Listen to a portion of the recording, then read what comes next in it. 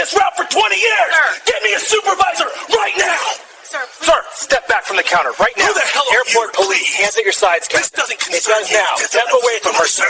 You think you can talk to me like that? I'm the captain here! Sergeant Maria Gonzalez had begun her shift at 5:30 a.m., just as the first hints of dawn broke over the sprawling expanse of Los Angeles International Airport. The terminal lights still blazed against the retreating darkness, casting harsh fluorescent glows across the polished floors of Terminal 4. She had walked these corridors for 18 years, through economic booms and recessions, through heightened security alerts and quiet Tuesday mornings, through every permutation of human behavior that air travel could produce. Her radio crackled with the routine morning chatter of airport operations. Maintenance crews reporting completed repairs, TSA supervisors coordinating shift changes, gate agents confirming boarding sequences for the early departure rush. Let us know in the comments if you think the officer handled this correctly. Subscribe for more body cam breakdowns.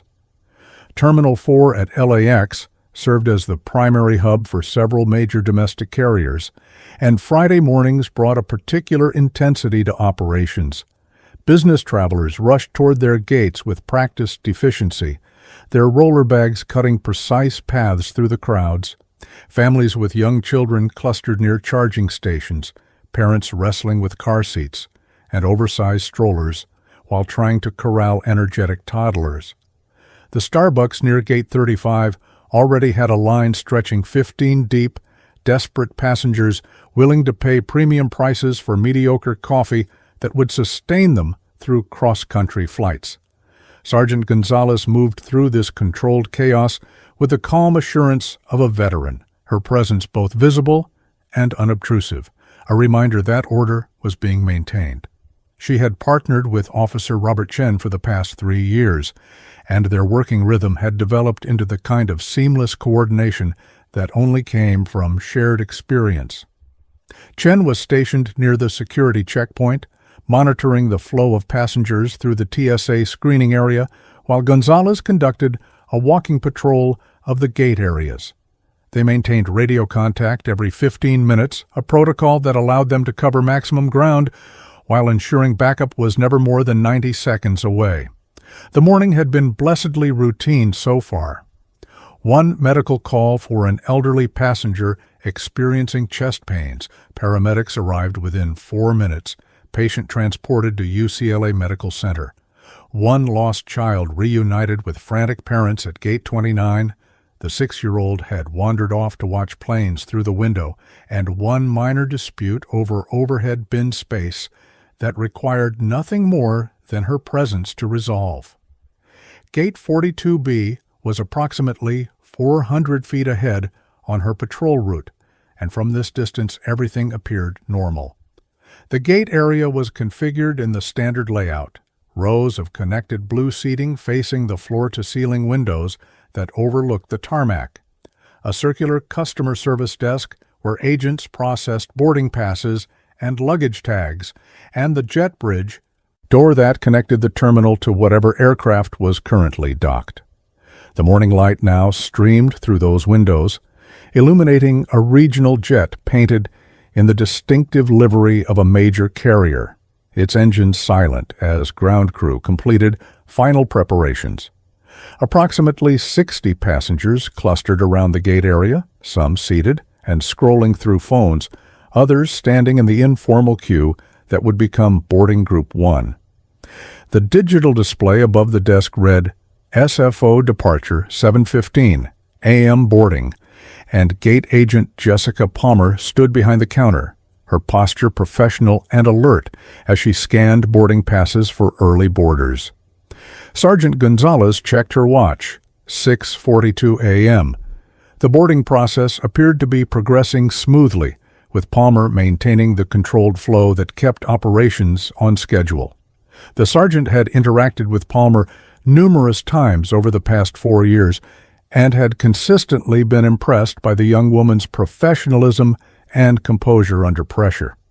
Working as a gate agent required a particular skill set that combined customer service with firm boundary enforcement, the ability to remain pleasant while delivering unwelcome news about delays, cancellations, and overbookings. Palmer had that skill in abundance, and Gonzalez had watched her diffuse countless tense situations with nothing more than a calm voice and clear explanations of airline policies. The morning sun caught the reflection off Palmer's name tag as she gestured toward the boarding lanes, directing an elderly couple toward the priority boarding entrance. The rhythmic pattern of airport operations continued around her like a familiar song. Overhead announcements echoed through the terminal in that distinctive reverberating tone that made every destination sound equally mundane. Attention passengers on Flight 2847 to Phoenix, we are now boarding all groups at Gate 38. The smell of breakfast sandwiches drifted from a nearby kiosk, mixing with the faint industrial scent of floor cleaner and the recycled air that circulated endlessly through the HVAC systems. A cleaning crew pushed industrial mops across the tile near Gate 40, their movements economical and practiced. Gonzalez appreciated these small details, the machinery of order that kept millions of passengers moving safely through this transportation hub every year. Her job was to ensure that machinery continued functioning, to intervene when human behavior threatened to disrupt the delicate balance. Her radio squawked with Officer Chen's voice, calm and professional as always. "Gonzalez, this is Chen. Security checkpoint. Clear, no issues. How's your sector?" She keyed her microphone and responded, "Gate area sweep. Progressing normally. Currently approaching Gate 42 through Gate 46. All clear on my end." The exchange took perhaps 10 seconds, a routine check-in that confirmed both officers were operational and aware. Chen acknowledged with a double click of his radio, and Gonzalez continued her patrol. The weight of her duty belt had long since become imperceptible, the Glock 22 holstered at her right hip as familiar as her own hand, the handcuffs, radio, and less lethal options arranged with the muscle memory of nearly 2 decades of law enforcement. She had worked the overnight shift for the first 7 years of her career, those long stretches from 10 p.m. to 6 a.m., when the airport transformed into an eerie near ghost town, occupied only by red-eye passengers, cleaning crews, and the occasional person sleeping on benches between flights. The day shift brought different challenges: higher passenger volumes, tighter schedules, more opportunities for friction and conflict. She preferred it. The overnight shift had offered plenty of time for contemplation, but limited human interaction. The day shift kept her skills sharp, her instincts honed. Every day brought new scenarios, new personalities, new problems requiring solutions. It was the kind of work that rewarded experience and punished complacency. As she drew within 100 feet of Gate 42B, something shifted in her peripheral awareness. It was nothing she could immediately articulate, no single obvious warning sign, but rather a subtle change in the ambient energy of the gate area. The passengers in the seating area had turned their attention away from their phones and toward the customer service desk. Gate Agent Palmer's body language had changed from relaxed professionalism to defensive rigidity, her shoulders squared, and her hands raised in a placating gesture. Gonzalez's pace increased marginally, her eyes narrowing as she processed the scene. A man in dark slacks and a white dress shirt stood before the counter, his posture aggressive, leaning forward into Palmer's personal space. Even from this distance, Gonzalez could see the tension in his shoulders, the aggressive hand gestures that punctuated whatever he was saying. She closed the distance at a measured walk, not running, but moving with clear purpose. Running would escalate the situation, would broadcast emergency and panic to everyone watching. A controlled approach conveyed authority without triggering alarm. As she moved closer, individual voices began to separate from the ambient terminal noise. The man's voice carried across the gate area, sharp and demanding. "I don't care what your screen says. I'm deadheading to SFO for my actual trip. You're going to let me through that door right now." Palmer's response was quieter but firm. "Sir, I understand you need to get to San Francisco, but this flight is completely full. There are no available seats. I can help you arrange alternate transportation." The gap between Gonzalez and Gate 42B had narrowed to 50 feet now, and she could see other details coming into focus. The man appeared to be in his late 40s, Caucasian, with close-cropped graying hair and a face flushed red with anger or alcohol or both. He wore black slacks and a white dress shirt with epaulets. On the shoulders, the kind worn by airline pilots, though he carried no flight bag or crew luggage. His right hand gripped something that Gonzalez couldn't quite see from her angle, brandishing it toward Palmer like a weapon.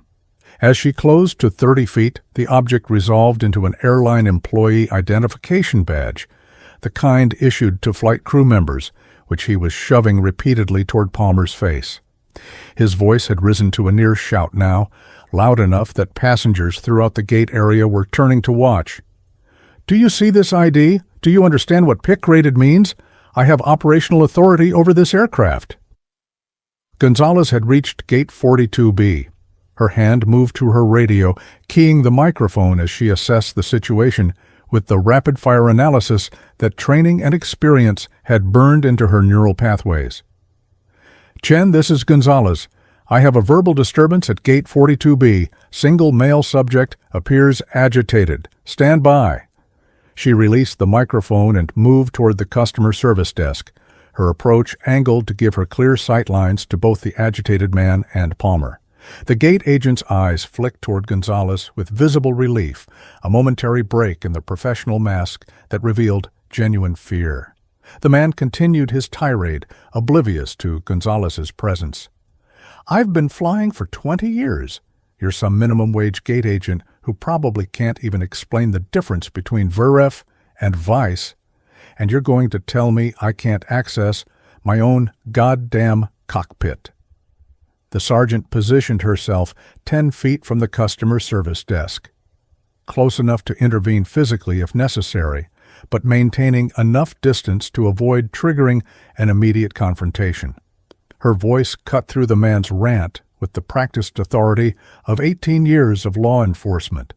"Sir, I'm going to need you to lower your voice and step back from the counter." The man's head snapped toward her, his eyes widening briefly before narrowing with contempt. He jabbed his ID badge in her direction. "And who the hell are you?" Gonzalez kept her voice level and professional. "I'm Sergeant Maria Gonzalez with the Los Angeles Airport Police. I need you to take 3 steps back from the counter and lower your voice. We can discuss this situation calmly." The man's response was immediate and aggressive. "I don't need to discuss anything with you. This is an operational issue. You have no jurisdiction here." Gonzalez recognized the signs now, the flushed face, the slight sway in his stance, the overly aggressive responses to reasonable requests. She had processed hundreds of intoxicated passengers over her career, and this man exhibited the classic markers. The smell reached her now, that distinctive sweetness of metabolized alcohol mixing with whatever cologne he had applied earlier. His eyes were bloodshot, the whites laced with red capillaries. His speech, while not slurred, had that slightly too careful enunciation that indicated someone trying to mask impairment. She had seen this exact scenario play out dozens of times. Someone who had spent too long at an airport bar missed their scheduled flight and was now attempting to bully their way onto the next available departure. The situation had crossed from a customer service issue into her domain. Gate agent Jessica Palmer maintained her position behind the customer service desk, her training overriding her instinct to retreat from the aggressive man who continued to wave his pilot credentials like a talisman that should grant him immunity from the rules that governed everyone else. She had worked for the airline for 4 years, had processed thousands of passengers through this very gate, had weathered countless storms of customer frustration over delays, cancellations, baggage fees, and seat assignments. This situation felt different, more volatile, charged with a particular species of entitlement that she recognized as genuinely dangerous. The man before her was not some random passenger upset about a middle seat. He was someone accustomed to absolute authority within a specific domain, who could not accept that authority had boundaries. Palmer took a subtle breath to steady her voice before speaking, conscious of the passengers watching and recording, aware that how she handled this moment would be scrutinized later. Her words came out calm and professional, exactly as her customer service training had emphasized. "Captain Whitmore, I understand that you need to reach San Francisco for your scheduled flight. I can see from your credentials that you're a pilot with the airline. However, company policy and FAA regulations are very clear that off-duty crew members cannot access the flight deck without prior authorization from the captain of record. This particular flight is completely full, with no available seats in any cabin. I'm happy to help you arrange alternate transportation, but I cannot allow you to board this aircraft."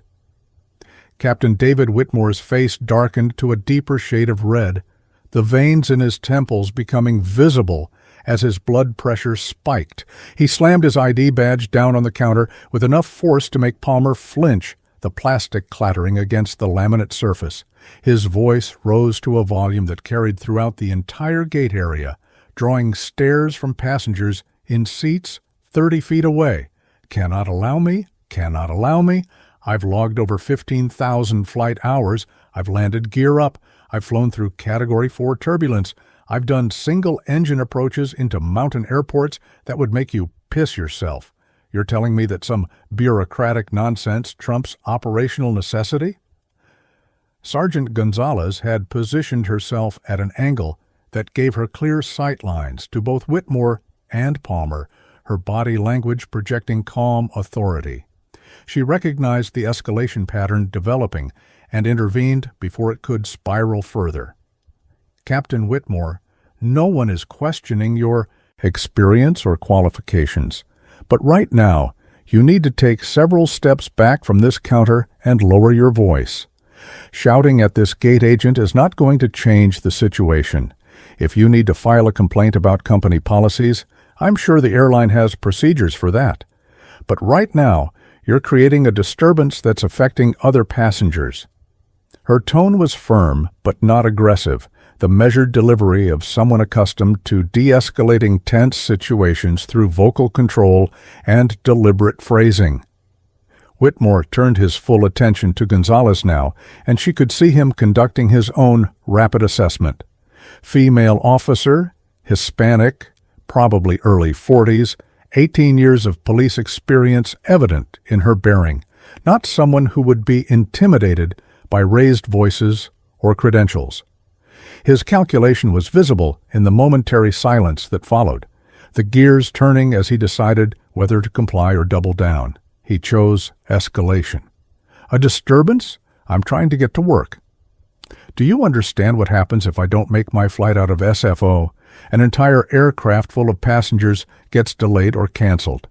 That's 180 people whose travel plans get disrupted because this—" He jabbed his finger toward Palmer.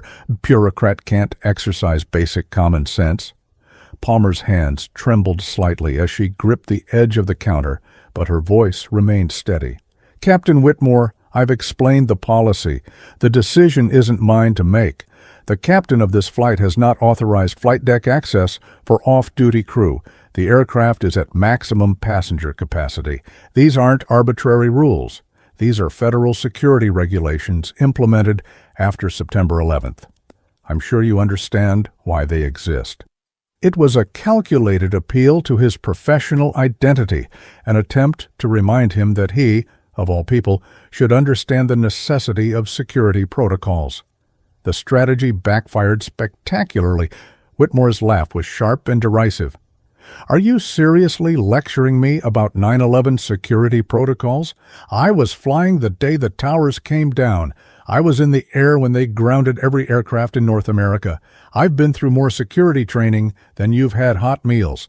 Those protocols exist for random passengers, not for credentialed flight crew." He leaned forward again, invading Palmer's personal space across the counter, his finger pointing directly at her face. "I am not some random passenger. I am a captain with this airline.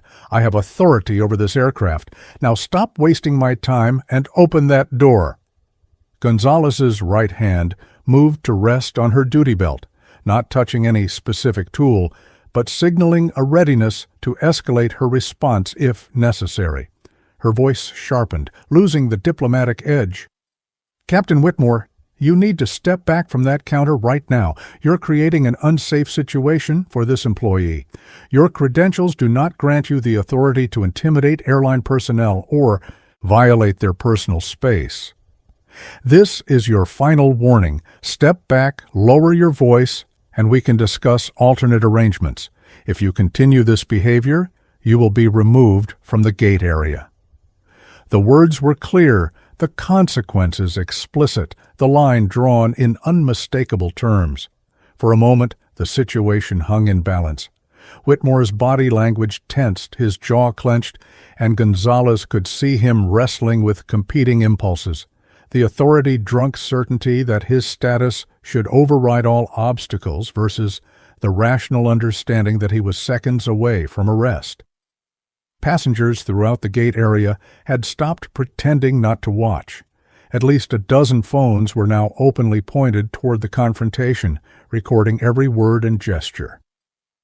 The digital evidence was accumulating in real time, the kind of footage that would be analyzed frame by frame if this situation proceeded to litigation or disciplinary action.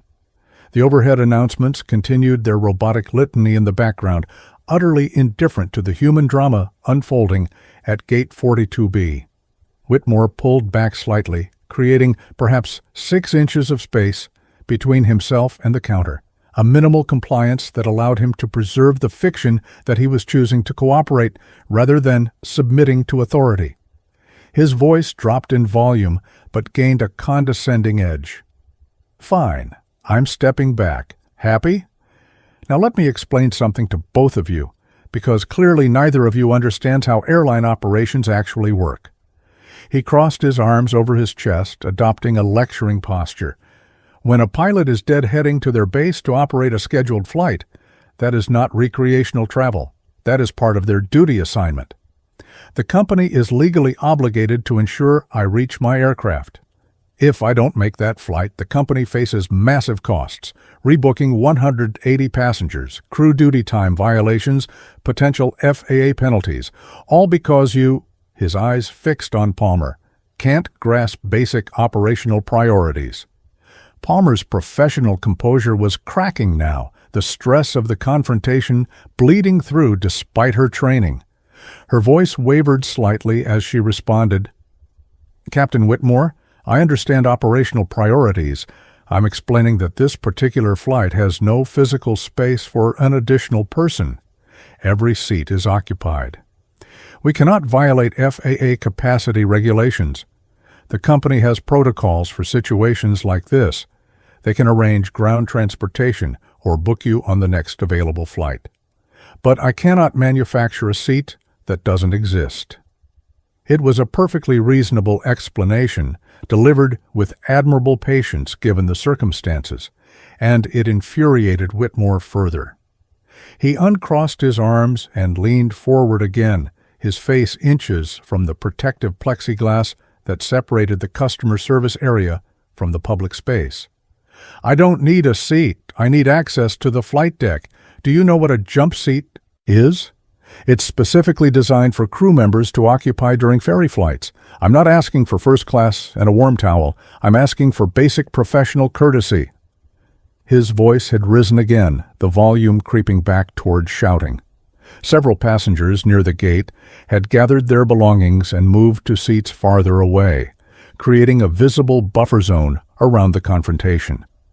A mother pulled her young daughter closer, shielding the child's view of the angry man. Sergeant Gonzalez keyed her radio again. "Chen, I need you at Gate 42B. Situation is escalating. Subject is non-compliant with verbal commands." The response came within seconds. "Copy that. En route." She returned her attention to Whitmore, her stance widening slightly, her center of gravity lowering in preparation for potential physical intervention. "Captain Whitmore, Officer Chen is joining us. You're going to have one more opportunity to comply with lawful instructions. Either you step back to the seating area and wait calmly while we discuss alternatives with the gate agent, or you will be escorted from the terminal. Those are your only options." Whitmore's response was immediate and scathing. "Lawful instructions? You're a security guard with a badge. You have no authority over operational decisions. I'm going to ask you one more time to step aside and let me do my job." He turned back to Palmer. "Call the captain on this flight. Call him right now. Tell him Captain David Whitmore, 20-year seniority, needs jump seat access to SFO. He'll approve it. We take care of each other up there." There was a desperate edge to his voice now, a recognition that his intimidation tactics were failing, but an inability to conceive of any alternative approach. Palmer's fingers moved to the telephone at her station, and for a moment Gonzalez thought she was actually going to make the call. Instead, Palmer lifted the receiver and spoke quietly into it, her words not directed at the captain, but at her supervisor. "This is Palmer at Gate 42B. I need a supervisor at my location immediately. I have a situation with an off-duty crew member who is refusing to comply with boarding procedures and creating a disturbance." She hung up the phone and addressed Whitmore directly. "My supervisor is on the way. She can discuss alternative arrangements with you." The mention of yet another authority figure seemed to trigger something in Whitmore's alcohol-impaired reasoning. His face contorted with rage. "A supervisor? You're escalating this to a supervisor? Do you have any idea what kind of complaint I'm going to file about you? I'm going to have your job. I'm going to make sure you never work for this airline again." It was a naked threat, the kind of statement that crossed the line from frustrated customer to actively hostile individual. Passengers throughout the gate area exchanged uncomfortable glances. Several had already begun recording the interaction, their phones held high to capture clear video. Officer Robert Chen appeared at Gonzalez's left shoulder, his arrival silent and professional. He was wearing the same dark blue uniform, his equipment belt configured identically, his posture radiating the same calm competence. Chen's eyes took in the situation with a single sweep. Agitated male subject, defensive gate agent, crowd of witnesses, phones recording. He positioned himself to create a tactical L shape with Gonzalez, giving them overlapping fields of vision and multiple angles of approach if physical intervention became necessary. His presence alone changed the dynamics. Whitmore now faced not one, but two police officers, both clearly experienced, both clearly prepared to enforce their directives. Gonzalez spoke again, her voice carrying the weight of final warning. "Captain Whitmore, you've made threats against this airline employee. You've refused to comply with multiple lawful orders.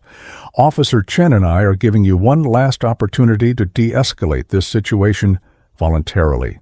Collect your belongings, move to the seating area, and wait for the supervisor.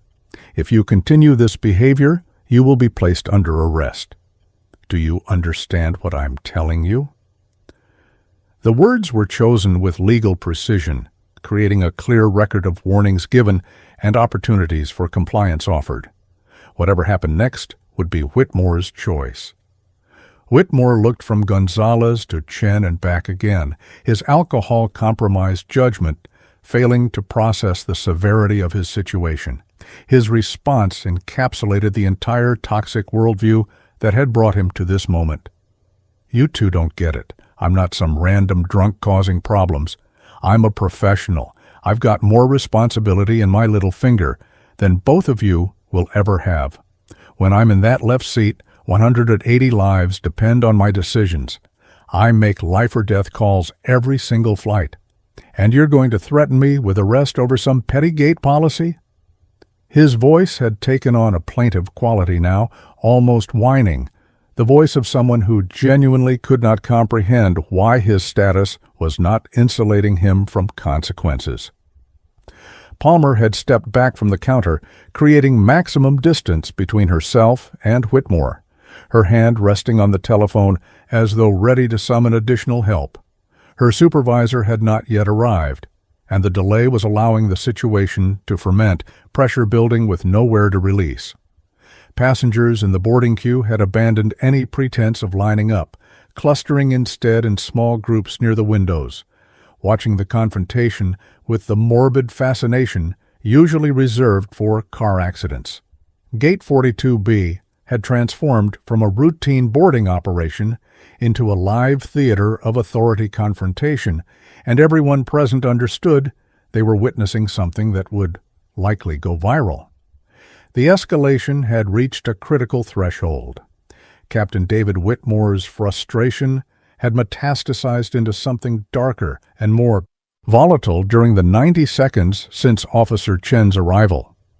The presence of a second police officer, rather than prompting him toward compliance, seemed to have triggered a defiant response rooted in his belief that authority should flow from expertise and rank rather than legal jurisdiction. He pulled his pilot credentials from where he had slammed them on the counter and held them up like a shield, his voice rising to a volume that echoed throughout Terminal 4.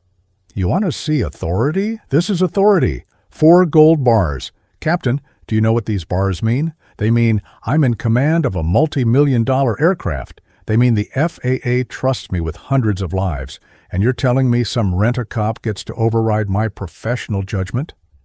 Sergeant Maria Gonzalez felt the familiar tightening in her gut that preceded most use-of-force incidents, that pre-adrenaline recognition that verbal de-escalation had failed and physical intervention was becoming inevitable. She had hoped Whitmore would recognize the tactical reality. He was intoxicated, outnumbered, surrounded by witnesses, and in clear violation of multiple regulations and laws. Most people, when confronted with those facts, chose the path of least resistance, but Whitmore was not most people. He was someone whose entire professional identity was built on being the final decision-maker, the ultimate authority whose word was literally law within the confined space of a cockpit. Translating that authority into a gate area where he had no jurisdiction was proving psychologically impossible for him. Officer Chen had positioned himself approximately 8 feet to Whitmore's right, creating a tactical bracket with Gonzalez on the left. Both officers maintained relaxed but ready stances, their hands free, their body weight balanced for rapid movement. Chen's voice entered the exchange, calm and deliberate. "Sir, nobody is questioning your qualifications as a pilot, but right now, in this terminal, you're subject to the same rules as every other passenger. Those rules include following the instructions of airline personnel and law enforcement. You've been asked multiple times to step back and lower your voice. You need to comply with those instructions now." Whitmore spun toward Chen, his movement too quick, too aggressive, his spatial awareness compromised by alcohol. "Same rules as every other passenger? I'm not a passenger. I'm crew. Don't you understand the difference?" He punctuated each word by jabbing his ID badge toward Chen's face, close enough that Chen took a half step back to maintain safe distance. The gesture was aggressive, borderline assaultive, and both officers recognized it as such. Gonzalez's right hand moved to rest on her handcuff case, a subtle signal to Chen that she was preparing for hands-on intervention. Chen acknowledged with a minimal nod, almost imperceptible to anyone not trained to read tactical communications.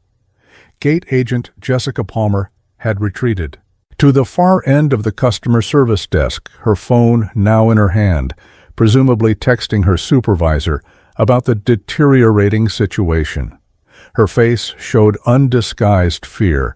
Whatever customer service training she had received had not prepared her for managing an aggressive, intoxicated pilot who seemed moments away from violence. The other gate agent who had been assisting with boarding had disappeared entirely, likely seeking safety in the employee areas behind the secure doors. Palmer was essentially alone behind the counter, a civilian employee caught in a law enforcement situation that was rapidly exceeding her pay grade and training. Throughout the gate area, approximately 60 passengers had formed into informal clusters, their phones held high to capture video footage from multiple angles. This was the reality of modern law enforcement. Every action would be recorded, analyzed, and judged by millions of people who had never faced a volatile subject, never had to make split-second decisions about force escalation, never had to balance de-escalation attempts against officer safety. Gonzalez was acutely aware of the cameras, knew that her actions in the next few minutes would likely define her career one way or another. She also knew that awareness of the cameras could not be allowed to compromise tactical decision-making. Officer safety and public safety had to take priority over public relations concerns. Whitmore turned back toward the customer service desk, his attention fixed on Palmer. "Call the captain of this flight. I'm demanding crew access. That's my legal right as a pilot with this airline. You're creating an operational emergency." His voice had taken on a manic edge now, the combination of alcohol, stress, and mounting desperation, producing increasingly irrational statements. Palmer's response was barely audible. "Sir, I've called my supervisor. She'll be here any moment. Please just wait for her." The plea in her voice was evident, the hope that someone with more authority or experience could defuse a situation that had spiraled beyond her control. Gonzalez attempted one more verbal intervention. "Captain Whitmore, I need you to listen carefully. You're currently in violation of California Penal Code 415, disturbing the peace. You're also potentially in violation of federal regulations regarding interference with flight crew operations. If you continue this behavior, you will be arrested and removed from this terminal. You will miss your flight to San Francisco, and you will likely face suspension or termination from your airline. I don't want that outcome, and I'm sure you don't either. So I'm asking you one more time, please step back to the seating area and wait calmly for the supervisor."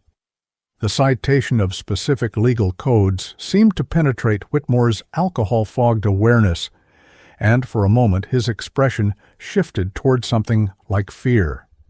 He blinked rapidly, his jaw working as he processed the implications. Then, almost visibly, his brain rejected the information that contradicted his self-conception. His face hardened again. "You're going to cite me? For what? For trying to get to work? For trying to do my job? This is insane. You're the one creating a problem here. If you just step aside and let me through that door, none of this would be happening." It was a fascinating demonstration of cognitive distortion, the complete inability to accept personal responsibility for a situation entirely of his own making. Gonzalez had seen this pattern hundreds of times. The drunk driver who blamed the officer for ruining their life, rather than acknowledging they had chosen to drive intoxicated. The domestic abuser who claimed the victim had provoked them. The shoplifter who argued the store's policies forced them to steal. Personal accountability vanished in the face of consequences, replaced by elaborate justifications and externalizing blame. Whitmore's case was particularly striking because his professional competence in one domain had convinced him of infallibility in all domains. A new voice entered the situation, sharp and authoritative. "What's going on here?" A woman in her mid-50s wearing the distinctive uniform of airline management approached from the direction of the terminal hub, her stride purposeful and her expression stern. The name tag on her jacket read, "Patricia Morrison, Gate Supervisor." Palmer's relief was visible. "Patricia, this is Captain Whitmore. He's requesting jump seat access to San Francisco, but the flight is completely full and the captain hasn't authorized flight deck access. He's refused to accept that explanation and has become increasingly aggressive." The summary was admirably concise, given the emotional stress Palmer had endured. Morrison's eyes swept across the scene. Two police officers in tactical stances, a clearly agitated pilot, a gate area full of recording passengers, and an aircraft sitting at the jet bridge waiting to depart. Her expression suggested this was far from the first crisis she had managed. She addressed Whitmore directly. "Captain Whitmore, I'm Patricia Morrison, the gate supervisor for this shift. I understand you need to reach San Francisco for your duty assignment. Unfortunately, this particular flight cannot accommodate you. The aircraft is at maximum capacity, and federal regulations prohibit us from exceeding passenger limits. However, I can arrange alternate transportation. We have a flight departing from Gate 38 in 90 minutes with available seats, or I can arrange ground crew transportation to your base." Whitmore's response was immediate and hostile. 90 minutes? My flight starts boarding in 2 hours. I need to be there for the crew briefing. That means I need to be on this flight. He jabbed his finger toward the jet bridge door. Morrison's voice remained calm but firm. "Captain Whitmore, I understand your concern about timing, but the regulatory reality is that I cannot allow you to board this aircraft. Those are my only options, the later flight, ground transportation, or you can contact crew scheduling to discuss reassignment. But you cannot board this flight. That decision is final." The word final seemed to detonate something in Whitmore's mind.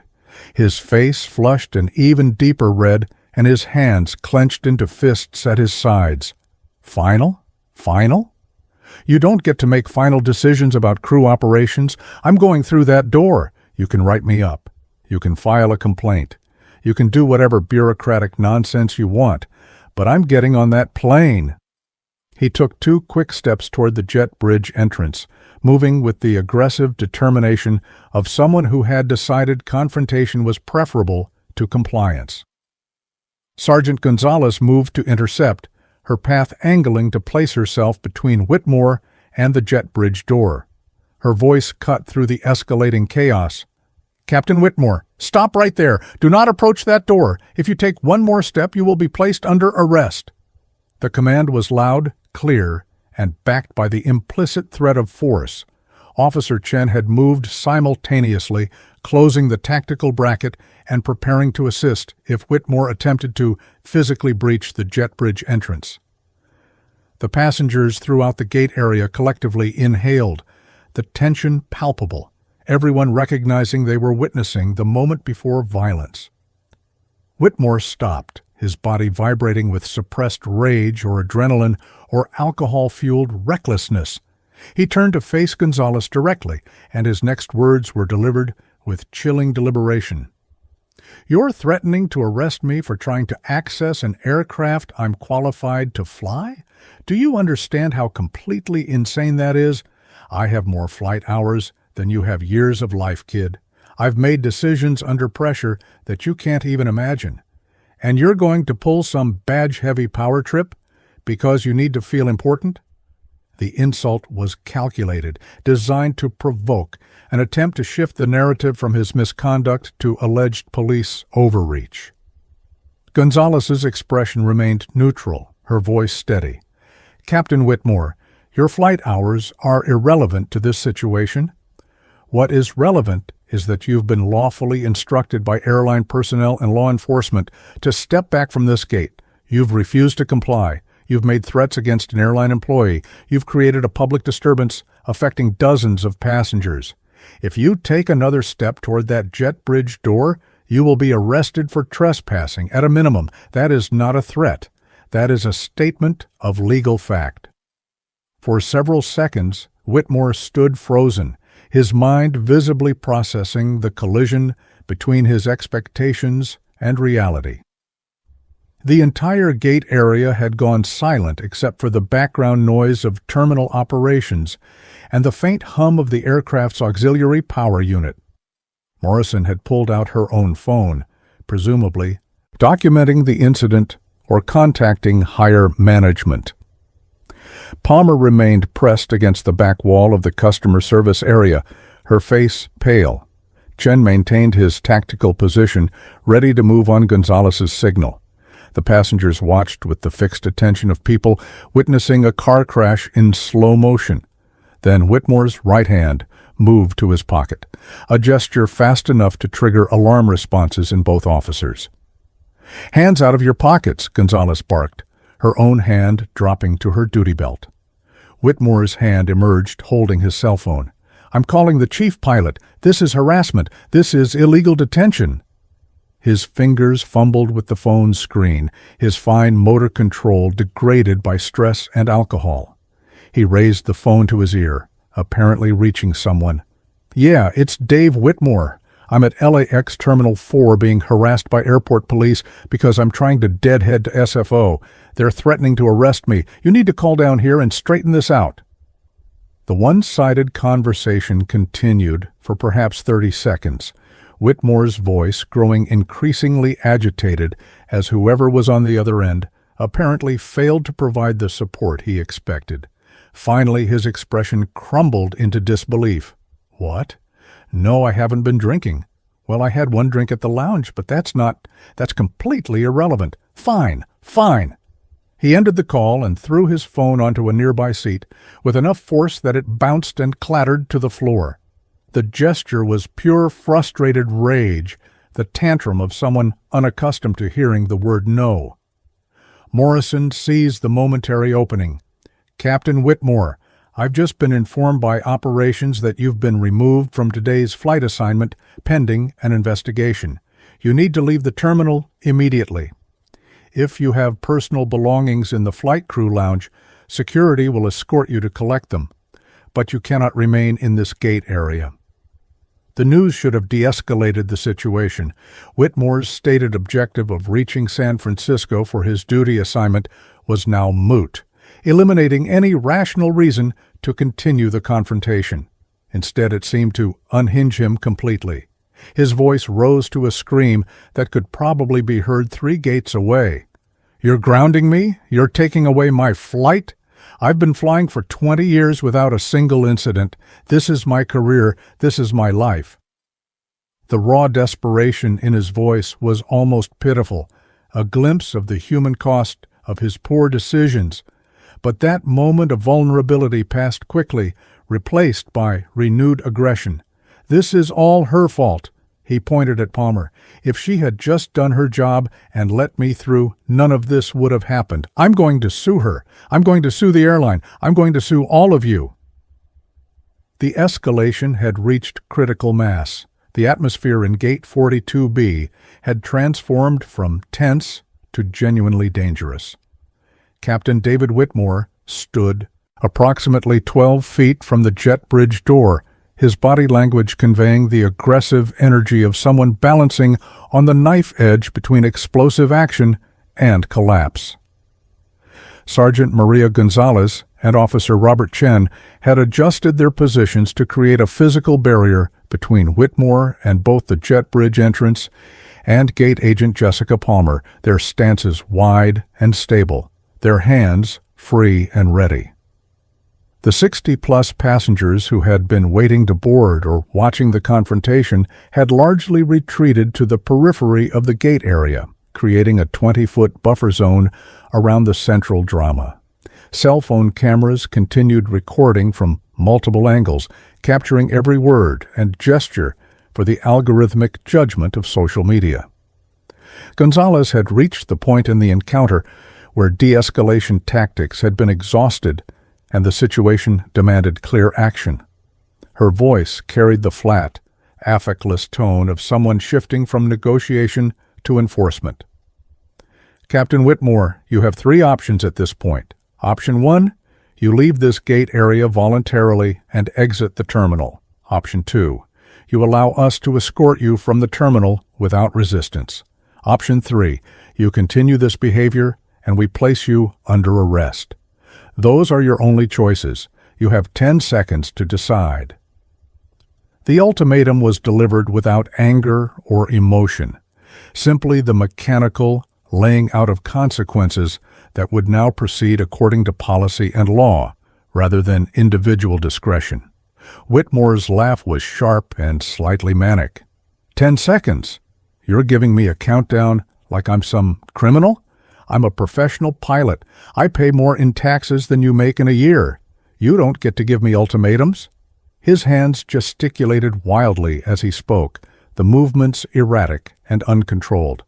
I'm not leaving this terminal until someone with actual authority explains to me why I'm being treated like a terrorist for trying to do my job. Get me your supervisor. Get me the airport director. Get me someone who understands how aviation operations work. Officer Chen responded, his voice calm and deliberate.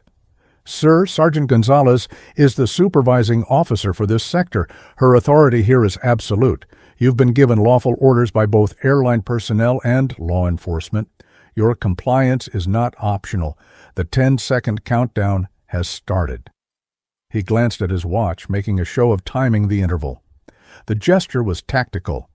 It removed ambiguity about deadlines and created a clear, documentable moment when Whitmore's window for voluntary compliance closed. Whitmore's eyes darted between the two officers, between the jet bridge door, between the gate agent and the supervisor, who both watched from behind the customer service counter. His breathing had become rapid and shallow, his chest heaving with the physiological symptoms of extreme stress. The flight response was clearly active in his nervous system, his body preparing for confrontation, even as his cognitive functions struggled to process the strategic impossibility of his position.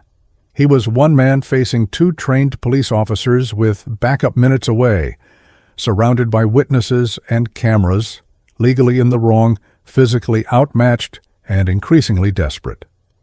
Gate Supervisor Patricia Morrison attempted one final intervention from her position of relative safety behind the counter.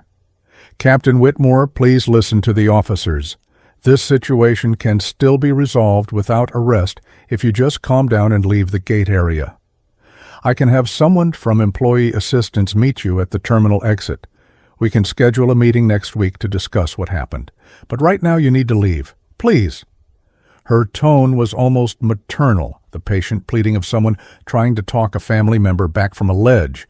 The word please seemed to trigger contempt in Whitmore rather than cooperation. He sneered. Employee assistance? You think I need counseling? I need someone to acknowledge that this entire situation is insane. I'm being persecuted for trying to get to work. His right hand moved to his chest, gripping at his shirt in a gesture of theatrical anguish. I've dedicated my life to aviation. I've sacrificed marriages. I've missed my kids' birthdays. I've worked every holiday for 20 years. And this is how the company treats me. This is the respect I get. Sergeant Gonzalez watched the performance with the detached assessment of someone who had witnessed every variety of manipulative behavior over 18 years of law enforcement. The sudden appeal to sympathy, the shift from aggression to victimhood, was a classic pattern among subjects facing arrest. Some became compliant when confronted with consequences. Others became manipulative. Whitmore was demonstrating the latter. She responded without softening her tone. Captain Whitmore, your employment history is not relevant to this situation. What is relevant is your current behavior. The 10 seconds are up. What is your decision? Whitmore's jaw clenched, his entire body tensing, as though preparing to spring. His voice dropped to a low, dangerous register. My decision is that you have no legal authority to detain me. I haven't committed any crime. I'm a passenger attempting to board a flight. Everything else is interpretation and harassment. It was a fascinating attempt at legal argument from someone with no legal training, the confident assertion of positions that sounded authoritative but had no basis in law. The entitled belief that expertise in one domain transferred to all domains was on full display. Officer Chen keyed his radio. Dispatch, this is Officer Chen at Terminal 4, Gate 42B. We have a subject refusing lawful orders and preparing to resist. Requesting additional units to our location for assistance with arrest and transport. The radio crackled with acknowledgement. Copy, Officer Chen. Unit 7 and 11 are en route to your location. ETA 90. Seconds. The official notification of backup changed the tactical equation. Whitmore was now facing not 2 officers, but potentially 5 or 6 within the next 2 minutes. Any rational calculation would recognize the futility of physical resistance. Whitmore's eyes widened as the implications registered. "You're calling more cops? For what? I'm standing here talking. I haven't touched anyone. This is police state insanity." Despite his words, his posture had shifted subtly, his weight moving back on his heels, his hands coming up in a defensive position. Some part of his brain, the part not impaired by alcohol and rage, was recognizing the danger he was in. But that recognition was not translating into compliance. Instead, it seemed to be fueling a sense of persecution that justified continued resistance in his own mind. Sergeant Gonzalez made a tactical decision to use the 90-second window before backup arrived to make one final attempt at peaceful resolution.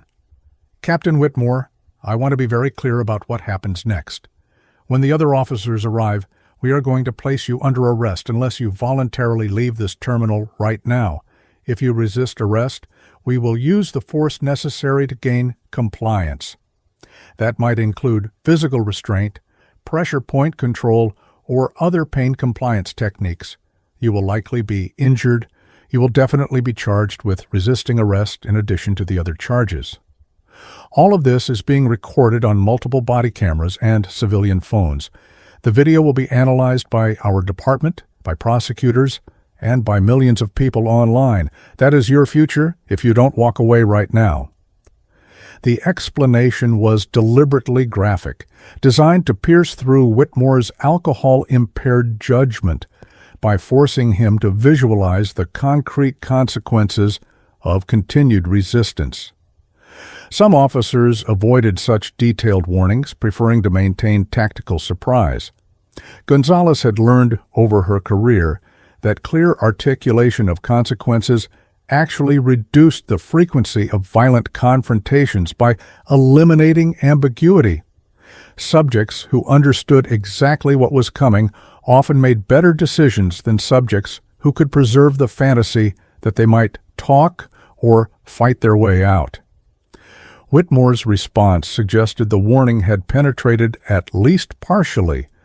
"You're threatening to assault me if I don't comply with illegal orders? That's battery, that's excessive force. I know my rights." But his voice lacked conviction now, the bluster hollow, fear beginning to show through the anger. His eyes flicked toward the terminal corridor where backup would arrive, calculating whether he could somehow exit before being surrounded. The calculation was visible and pathetic, the cornered animal looking for escape routes that didn't exist. Morrison tried again. "Captain Whitmore, please. You're a smart man. You understand risk assessment. Every second you stay here, your situation gets worse. Walk away now. We'll schedule a formal meeting. You can have union representation. But if the police arrest you, your career is over. You know that. Please don't throw away 20 years over one bad morning." It was a sophisticated appeal, acknowledging his intelligence while laying out the stark professional consequences. For a moment, Whitmore seemed to waver, his shoulders sagging, his aggressive posture deflating slightly. Then his pride reasserted itself. "My career is already over. You grounded me. You took away my flight. So what exactly do I have to lose at this point?" The logic was twisted but internally consistent from his perspective. If the consequences were already catastrophic, why not resist? Why not make them work for it? Why not preserve some shred of defiance in the face of total defeat?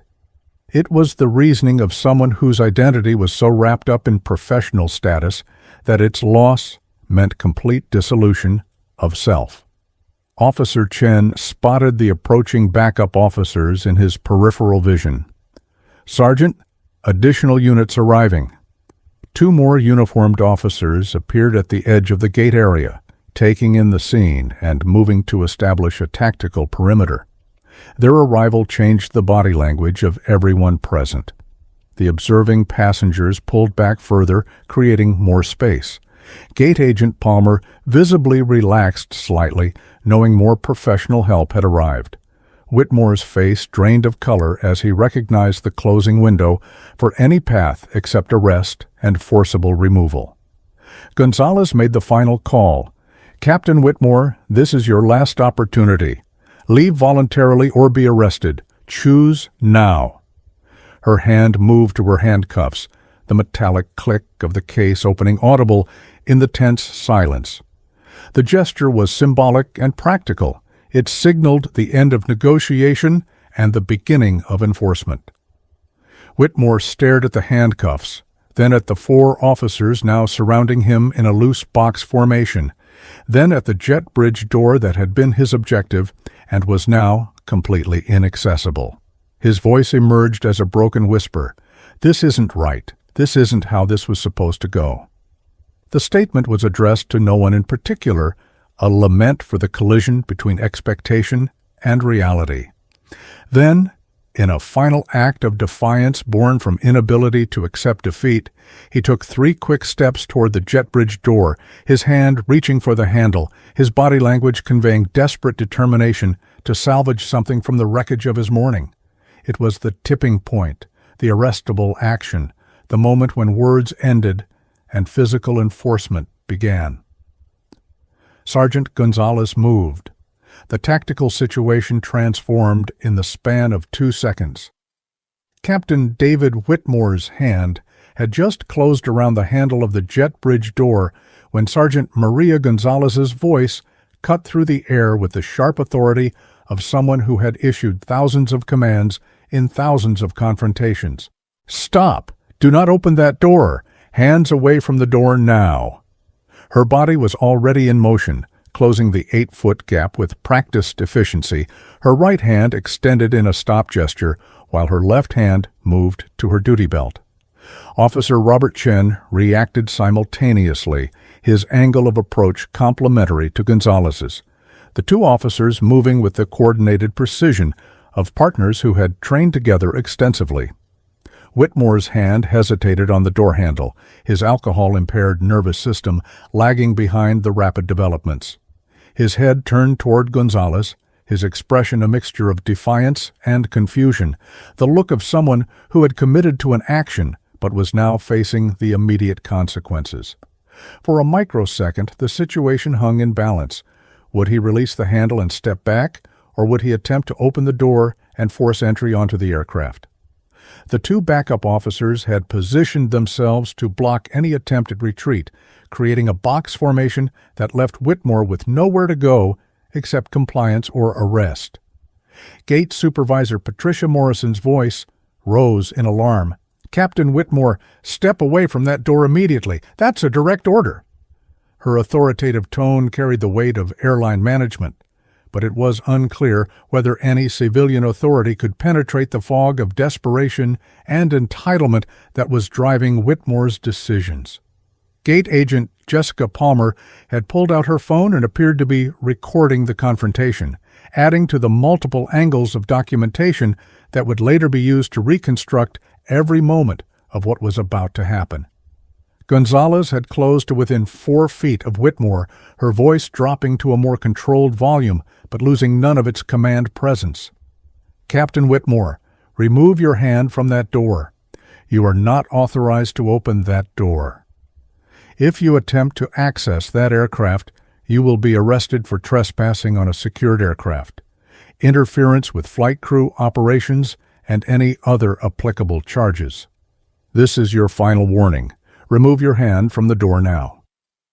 Each sentence was delivered with mechanical precision, creating a legal record of warnings given and opportunities for compliance offered. Whitmore's hand remained frozen on the door handle, his body trembling with what could have been fear or rage or the simple physical strain of indecision. His voice emerged as a strained whisper that somehow carried across the gate area. "I just need to get to work. I just need to do my job.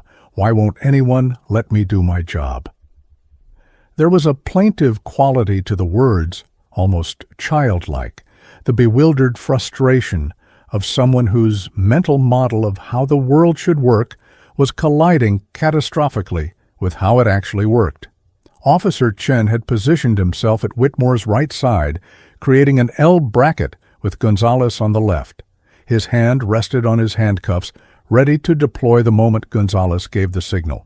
Two backup officers maintained their blocking positions, preventing any attempted flight. The tactical situation was textbook. Subject isolated, escape routes blocked, multiple officers prepared for coordinated action, clear warnings documented. Everything was proceeding according to training and protocol.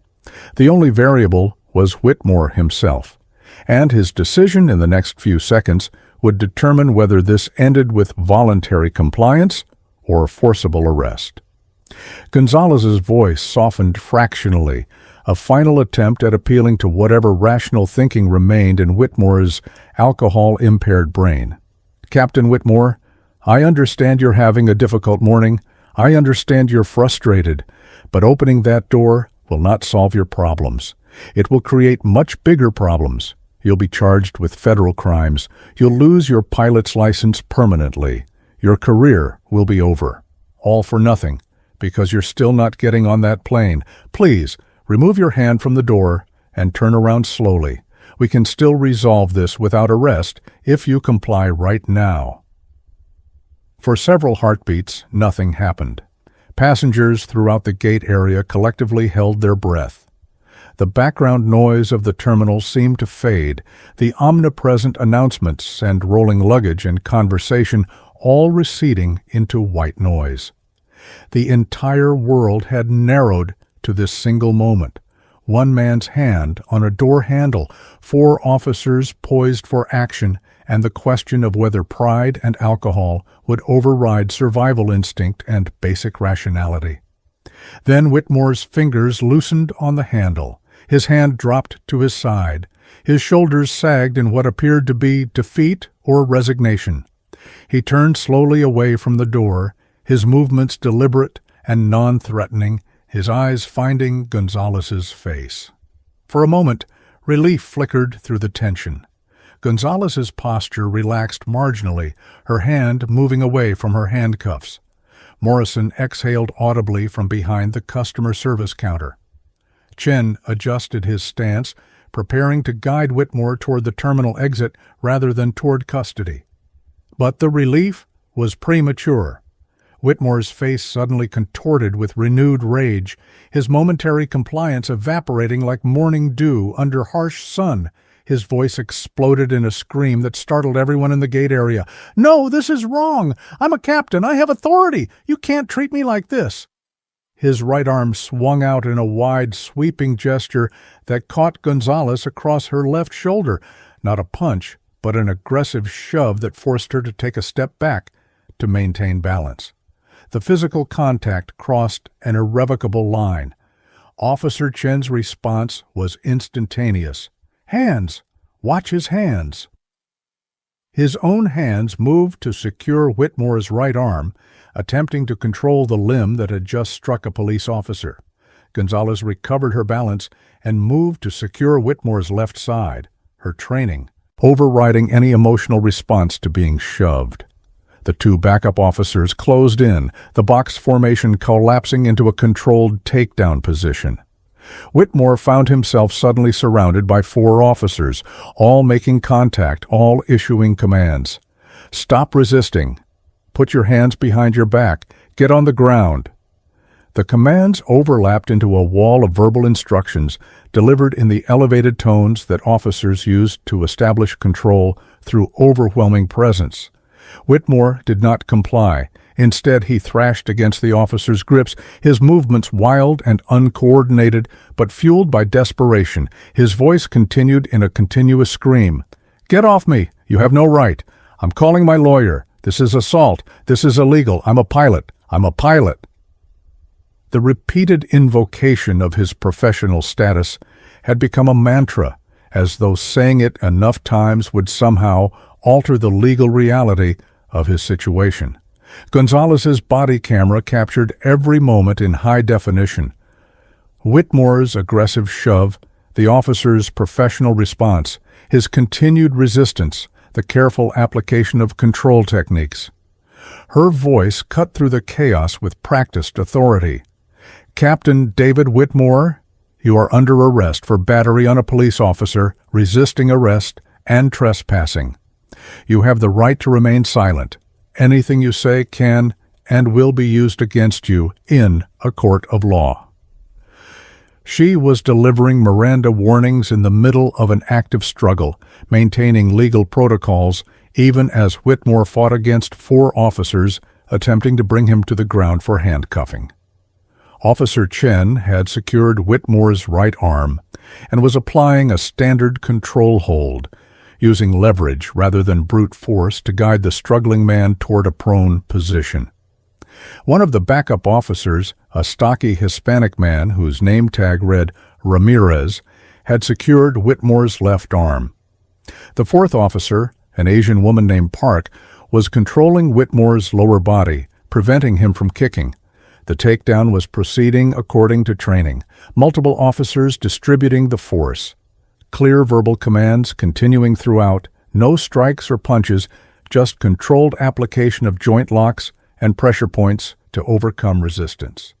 But Whitmore was not making it easy. His body bucked and twisted, his legs kicking out wildly, his voice rising to a pitch that bordered on hysteria. "You're hurting me! Police brutality! Someone help me! They're assaulting me!" The appeals to bystanders were classic behavior for someone facing arrest, the attempt to recruit intervention or at least sympathetic witnesses. But the passengers recording the incident had seen the entire confrontation, had watched Whitmore escalate repeatedly despite warnings, had witnessed him strike Gonzalez. Their cameras would tell a story very different from the one Whitmore was trying to construct. Gonzalez continued the Miranda warnings while maintaining her grip on Whitmore's left shoulder. "You have the right to an attorney. If you cannot afford an attorney, one will be appointed for you. Do you understand these rights, as I have explained them to you?" She was following procedure to the letter, ensuring that whatever Whitmore said from this point forward could be used as evidence. Whitmore's only response was another incoherent scream and renewed thrashing. Gate Supervisor Morrison had activated the emergency communication system, her voice broadcasting through the terminal. "Security to Gate 42B, medical to Gate 42B. We have an arrest in progress. Repeating, security and medical to Gate 42B immediately." The announcement served multiple purposes: summoning additional help if needed, alerting terminal management to the incident, and creating an official timestamp for when the situation escalated to arrest. Within the bureaucratic machinery of airport operations, this incident would now generate dozens of reports, reviews, and investigative procedures. The struggle had moved approximately 10 feet from the jet bridge door, the 4 officers working in coordinated unison to control Whitmore's resistance while minimizing injury to both him and themselves. Officer Ramirez called out, "Going prone, controlling the left arm." This was tactical communication, letting the other officers know his next move so they could adjust their positions accordingly. Chen echoed, "Right arm secured, preparing for cuffing." The verbal choreography ensured everyone was working from the same tactical playbook, reducing the risk of officers accidentally working against each other.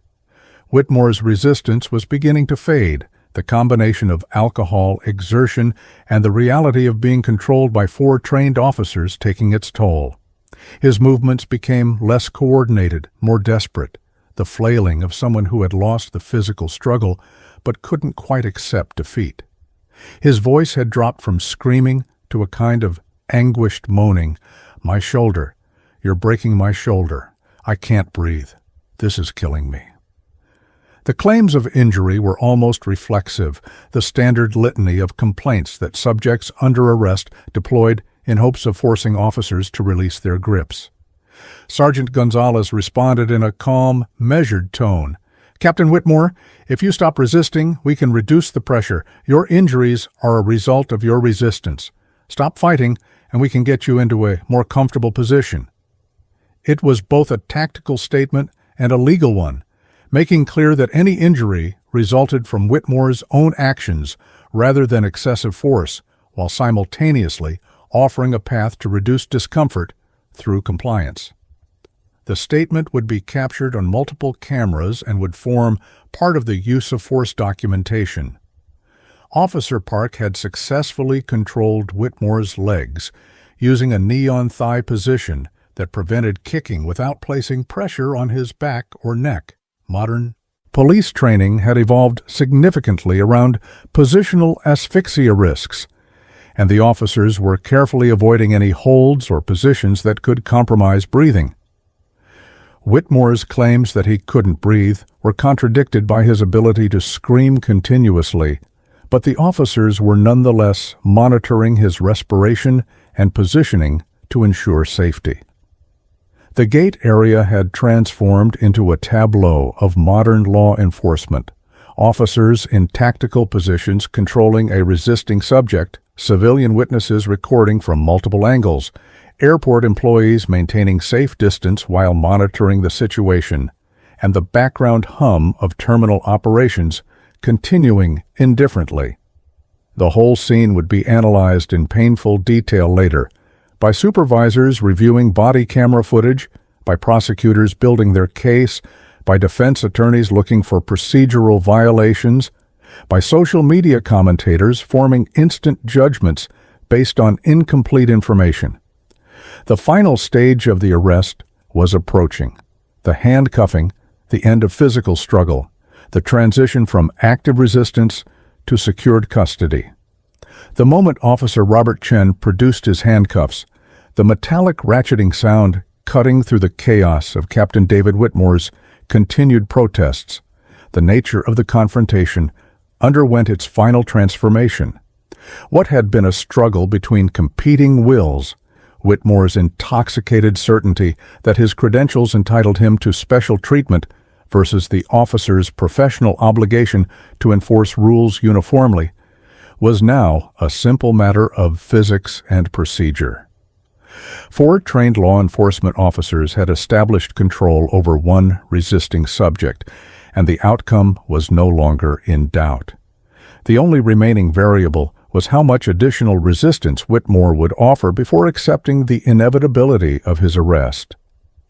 Sergeant Maria Gonzalez maintained her grip on Whitmore's left shoulder, using a pressure point control technique that caused discomfort without injury, encouraging compliance through pain avoidance rather than through force.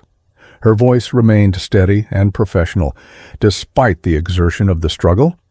"Captain Whitmore, I need you to put your left hand behind your back. If you comply, we can reduce the pressure and get you into a more comfortable position. If you continue to resist, this is going to take longer and be more uncomfortable for everyone involved. Put your left hand behind your back now." Whitmore's response was a mixture of physical resistance and verbal protestation, his body still attempting to twist away from the officer's grips, even as his voice took on a plaintive, almost whining quality. "I didn't do anything. I barely touched you. This is excessive force. You're using excessive force on a professional pilot who was just trying to get to work." The narrative he was constructing bore no resemblance to the objective reality that dozens of cameras had captured. His repeated refusal to comply with lawful orders, his escalating aggression, his physical shove of Gonzalez, his continued resistance.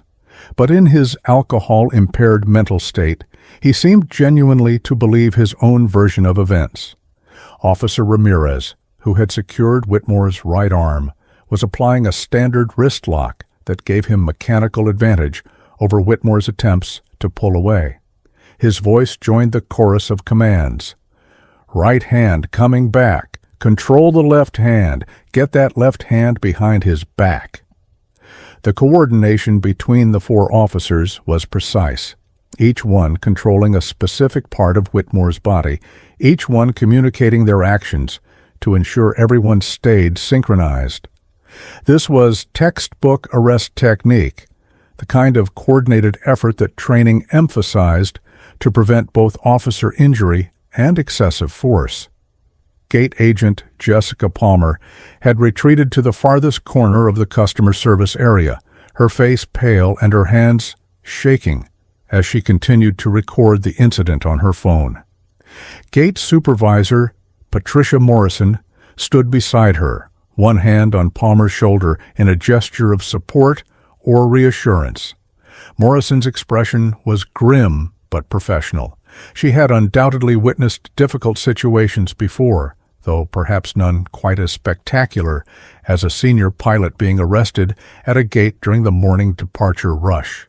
The passengers throughout the gate area maintained their watching positions, some still recording, some simply staring in shock, some gathering their belongings and moving to other gates where their own flights might board without the distraction of police action. Officer Park had released Whitmore's legs now that the immediate risk of kicking had passed, and she moved to assist Gonzalez with controlling the left arm. Her smaller frame was deceptive, her grip was iron strong, and her positioning was tactically perfect.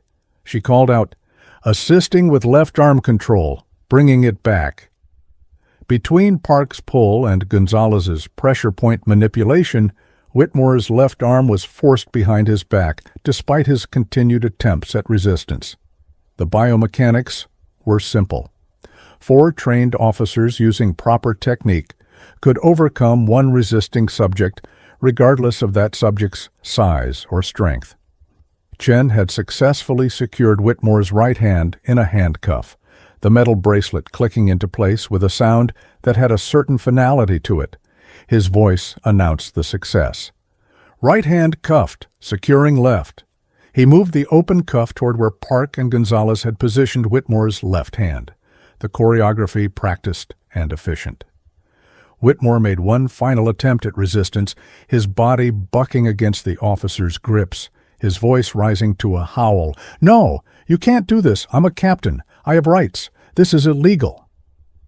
The legal analysis Whitmore was attempting was both wrong and irrelevant. He did have rights. The right to remain silent, the right to an attorney, the right to due process. But none of those rights protected him from arrest when he had committed multiple violations in front of multiple witnesses and law enforcement officers. His professional status as a pilot granted him no immunity from criminal law. His credentials, which he had brandished like a talisman throughout the confrontation, had no magical power to override the basic legal principle that everyone, regardless of occupation or social standing, was subject to the same rules. Chen secured the second handcuff around Whitmore's left wrist, completing the restraint. Both hands were now cuffed behind Whitmore's back, effectively ending his ability to physically resist. The officers maintained their controlling positions for several more seconds, ensuring Whitmore wasn't going to attempt some last desperate escape maneuver. Gonzalez's voice delivered the next instruction. "Captain Whitmore, we're going to help you to your feet. Do not resist. If you cooperate, this will be much easier. Do you understand?" Whitmore's only response was labored breathing and a stream of complaints. "These cuffs are too tight. My shoulders, you're hurting me. I need medical attention." "I think you broke something." The litany of injury claims was standard for arrested subjects, a combination of genuine discomfort from being in handcuffs and tactical complaints designed to create evidence of alleged excessive force. The officers had heard it all before and would document it all in their reports, but they also knew from experience that most of these claims evaporated upon medical examination. The 4 officers coordinated to bring Whitmore to his feet, using smooth, controlled movements that minimized stress on his shoulders, despite his hands being cuffed behind his back. Officer Ramirez and Officer Park took positions on either side, providing stability and preventing any attempt to bolt. Chen maintained a guiding grip on the handcuff chain, a position that gave him immediate control if Whitmore attempted renewed resistance. Gonzalez stepped back slightly, her hand moving to her radio to provide an update to dispatch. She keyed the microphone. "Dispatch, this is Sergeant Gonzalez at Terminal 4, Gate 42B. Subject is in custody, requesting transport to the airport police substation for booking, also requesting medical evaluation per standard protocol for use of force incident. Subject was minimally resistant, no strikes employed, standard control, holds used. Subject claims shoulder and breathing problems, no visible injuries noted at this time." The transmission was clinical and precise, providing the essential information that would trigger the next phases of the process: transport vehicle dispatch, medical response, and supervisory notification. Dispatch acknowledged. Copy, Sergeant Gonzalez. Transport en route. ETA 3 minutes. Fire Department Medical Unit also responding to your location. Supervisor Lieutenant Morrison has been notified and is en route to your location for use of force review. The response confirmed that the bureaucratic machinery had engaged fully. Every use of force, even minor ones involving only control holds, triggered a review process designed to ensure policy compliance and identify any potential problems before they became lawsuits or scandals. Whitmore swayed slightly on his feet, whether from the exertion of the struggle, the effects of alcohol, or the simple shock of finding himself handcuffed and under arrest. His voice had lost its aggressive edge, replaced by a kind of stunned disbelief. This can't be happening. This isn't real. I'm going to wake up and this will all be a bad dream. The psychological defense mechanism was operating in real time, his mind rejecting the reality that was undeniably unfolding. Gonzalez had seen this response countless times. Subjects who had made catastrophically poor decisions, suddenly confronted with consequences they had never seriously believed would apply to them. Morrison approached cautiously, maintaining safe distance from the arrested subject. "Officers, I have Captain Whitmore's employee file being pulled up. I'll need to coordinate with airline security about securing his crew access credentials and notifying the chief pilot's office formally. Is there anything else you need from airline staff at this time?" Her professionalism was notable. She was treating this as a business problem to be managed rather than a personal drama to be emotionally processed. The airline would have its own investigation, its own disciplinary procedures, its own risk management protocols to follow. Gonzalez responded, "Thank you, Ms. Morrison. We'll need a written statement from Gate Agent Palmer describing the initial confrontation and any threats or aggressive behavior she witnessed. We'll also need a list of all passengers who were present, though I suspect we'll have plenty of video evidence from their phones. If you could coordinate collecting contact information from any passengers willing to provide statements, that would be helpful." The evidence-gathering process was already beginning, even as the physical arrest was still unfolding. Officer Park had spotted the airport fire department medical unit approaching through the terminal, 2 paramedics pushing their equipment bags on rolling carts. She called out, "Medical arriving." The paramedics, both wearing the distinctive uniforms of the Los Angeles Fire Department, took in the scene with the practiced calm of professionals who had responded to countless airport incidents. The senior paramedic, a black man in his 50s whose name tag read Williams, addressed Gonzalez. "What have we got, Sergeant?" Gonzalez provided a concise summary. Arrested subject, male, late 40s, shows signs of alcohol intoxication. Physical struggle during arrest involving control holds. No strikes. Subject claims shoulder pain and difficulty breathing. Appears to be exaggerating for effect, but we need evaluation per protocol. Williams nodded and approached Whitmore, his voice calm and professional. "Sir, I'm Paramedic Williams with the fire department. I need to check you out. Can you tell me where you're experiencing pain?" Whitmore's response was immediate and dramatic. "My shoulders are killing me. I think they dislocated them, and I can't breathe right. They had their knees on my back. I need to go to a hospital." The claims were contradicted by his ability to stand upright and speak in full sentences, but Williams proceeded with a professional examination nonetheless. He checked Whitmore's shoulder range of motion, palpated for obvious injuries, listened to his breathing with a stethoscope. After 2 minutes of assessment, Williams delivered his findings to Gonzalez.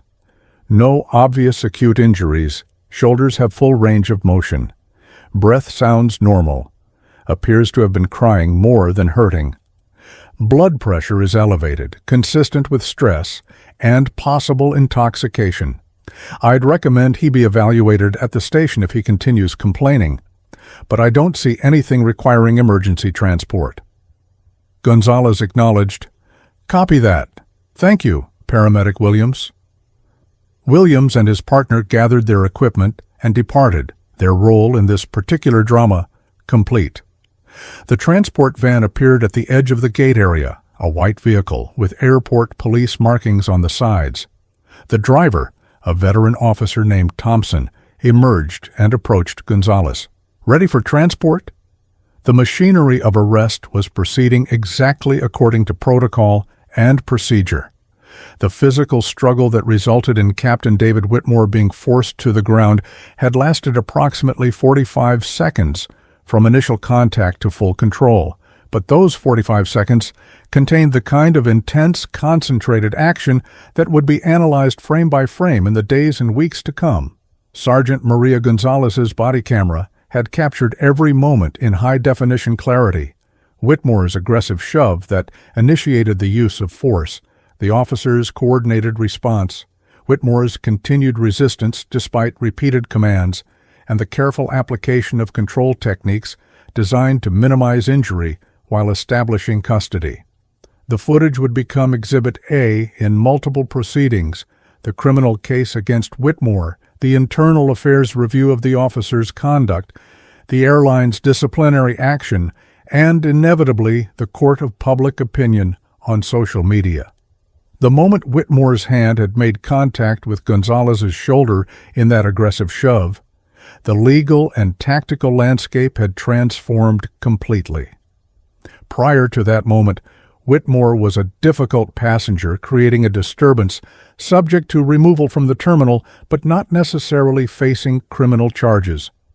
The instant his hand struck a police officer, he had committed battery on a peace officer under California Penal Code 243B, a crime that carried mandatory arrest and potentially serious consequences. Officer Robert Chen's immediate call of "Hands, watch his hands" had been both a tactical warning to fellow officers and a verbal timestamp, marking the transition from verbal confrontation to physical enforcement. Gonzalez had moved with the practiced efficiency of someone who had executed hundreds of arrests over 18 years of law enforcement. Her approach angle had been calculated to minimize Whitmore's ability to strike again while maximizing her own mechanical advantage. Her left hand had reached for his left shoulder, while her right hand secured his left wrist, using a standard control hold that applied pressure to the radial nerve, creating compliance through pain avoidance rather than through strikes or impact weapons.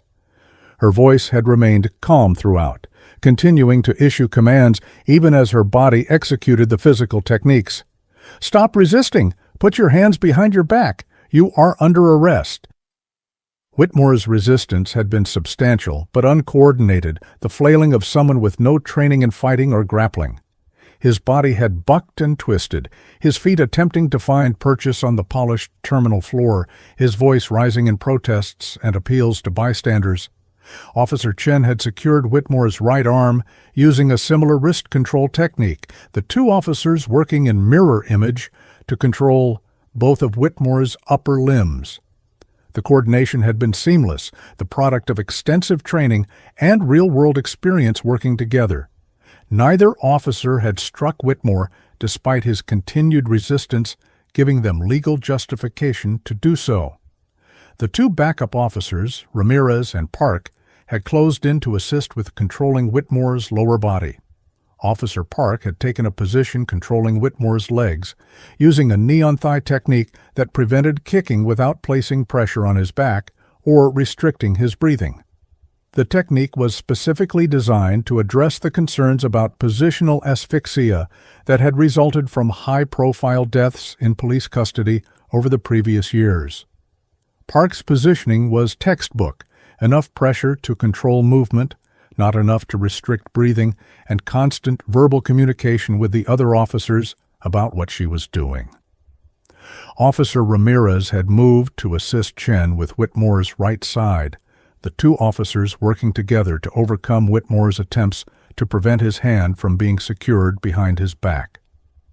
Whitmore's resistance at this point had increased, his voice rising to near screaming, "You're breaking my arm! Police brutality! Someone help me! They're assaulting me!" The appeals had been directed at the crowd of passengers, watching and recording, a desperate attempt to recruit intervention or at least sympathetic witnesses. But the passengers had seen the entire confrontation, had watched Whitmore escalate repeatedly despite warnings, had witnessed him strike Gonzalez. Their cameras would tell a story very different from the one Whitmore was trying to construct. The struggle had moved in a rough circle near Gate 42B, the officers maintaining control while attempting to bring Whitmore to a prone position for handcuffing. Gonzalez had continued delivering commands and warnings. "Stop resisting, and this will be much easier. You are under arrest for battery on a peace officer. Every second you fight makes this worse." The words had served multiple purposes, creating a verbal record for the body cameras, attempting to convince Whitmore to comply, and ensuring any watching passengers understood the legal justification for the force being used. Whitmore's physical conditioning had been working against him. The combination of middle age, alcohol impairment, and the exertion of resistance had quickly exhausted whatever stamina he possessed. His movements had become less coordinated, more desperate, the flailing of someone who had lost the physical struggle but couldn't quite accept defeat. His voice had dropped from screaming to a kind of anguished moaning. "I can't breathe. You're killing me. This is murder. Someone call my lawyer." The claims had been both tactics and genuine panic, his mind unable to distinguish between the discomfort of being controlled and actual medical emergency. Gonzalez had monitored Whitmore's breathing throughout the struggle, noting that his ability to scream continuously contradicted his claims of respiratory distress. Nevertheless, she had remained cognizant of the risks and had ensured none of the officers were applying pressure to his neck, back, or chest. The George Floyd case had been a watershed moment for American policing, and even departments that had already banned neck restraints and chokeholds had redoubled their emphasis on positional asphyxia awareness. Gonzalez was determined that her body camera footage would show nothing but professional, policy-compliant arrest techniques. The coordination required to safely control a resisting subject was substantial. All 4 officers had to work in concert, each controlling a specific part of Whitmore's body, each communicating their actions verbally to ensure everyone stayed synchronized.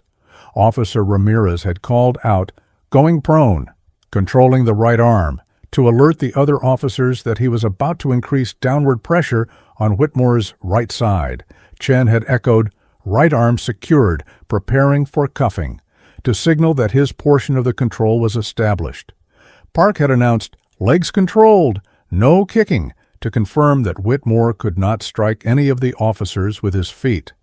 The verbal choreography had continued throughout the 45-second struggle, creating both tactical coordination and evidentiary documentation.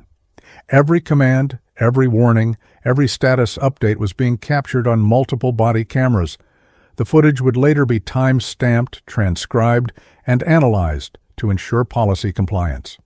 Gonzalez knew this even as she grappled with Whitmore, her mind simultaneously processing the immediate tactical situation and the longer-term legal and administrative consequences. It was the kind of dual awareness that separated experienced officers from rookies. The ability to fight in the moment while thinking ahead to the report, the review, the testimony. Whitmore had finally been brought to a prone position, his chest and stomach against the terminal floor, his arms being secured behind his back. The officers had maintained their controlling grips, not yet trusting that his resistance had fully ceased. Gonzalez had positioned herself at Whitmore's left shoulder, her knee providing stability without placing pressure on his back. Chen had mirrored her position on the right side. Park had maintained her leg control position. Ramirez had moved to assist Chen with actually applying the handcuffs, his hands steady, despite the exertion of the struggle. Throughout the gate area, Passengers had watched in varying states of shock, fascination, and discomfort. A few had turned away, unwilling to witness the arrest. Most had continued recording, their phones held high to capture clear video. Several had begun posting to social media even as the arrest was still in progress, their commentary mixing with the video. Crazy scene at LAX, drunk pilot getting arrested at the gate, and airport police taking down a pilot who tried to force his way onto a plane. The narrative was being constructed in real time, the story of Whitmore's poor decisions spreading across the internet at digital speed.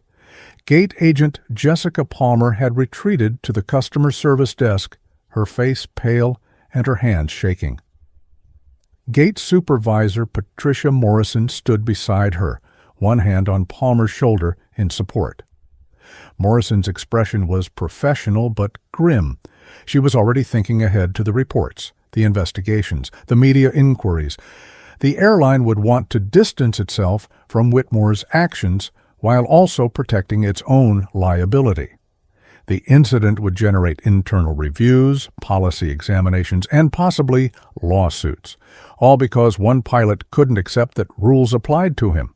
The handcuffing itself had taken approximately 15 seconds, Chen working methodically to secure first the right wrist and then the left. Whitmore had continued his verbal protests throughout. "Too tight! The cuffs are too tight! You're cutting off my circulation! I need a lawyer! This is illegal detention!" The complaints had been standard, almost scripted, the kind of statements that arrested subjects made reflexively. Chen had double-locked the handcuffs to prevent them from accidentally tightening further, a standard safety protocol, and had checked that 2 fingers could fit between the cuffs and Whitmore's wrists, ensuring they were tight enough to prevent escape but not tight enough to cause injury. With Whitmore finally secured in handcuffs, the immediate physical struggle was over.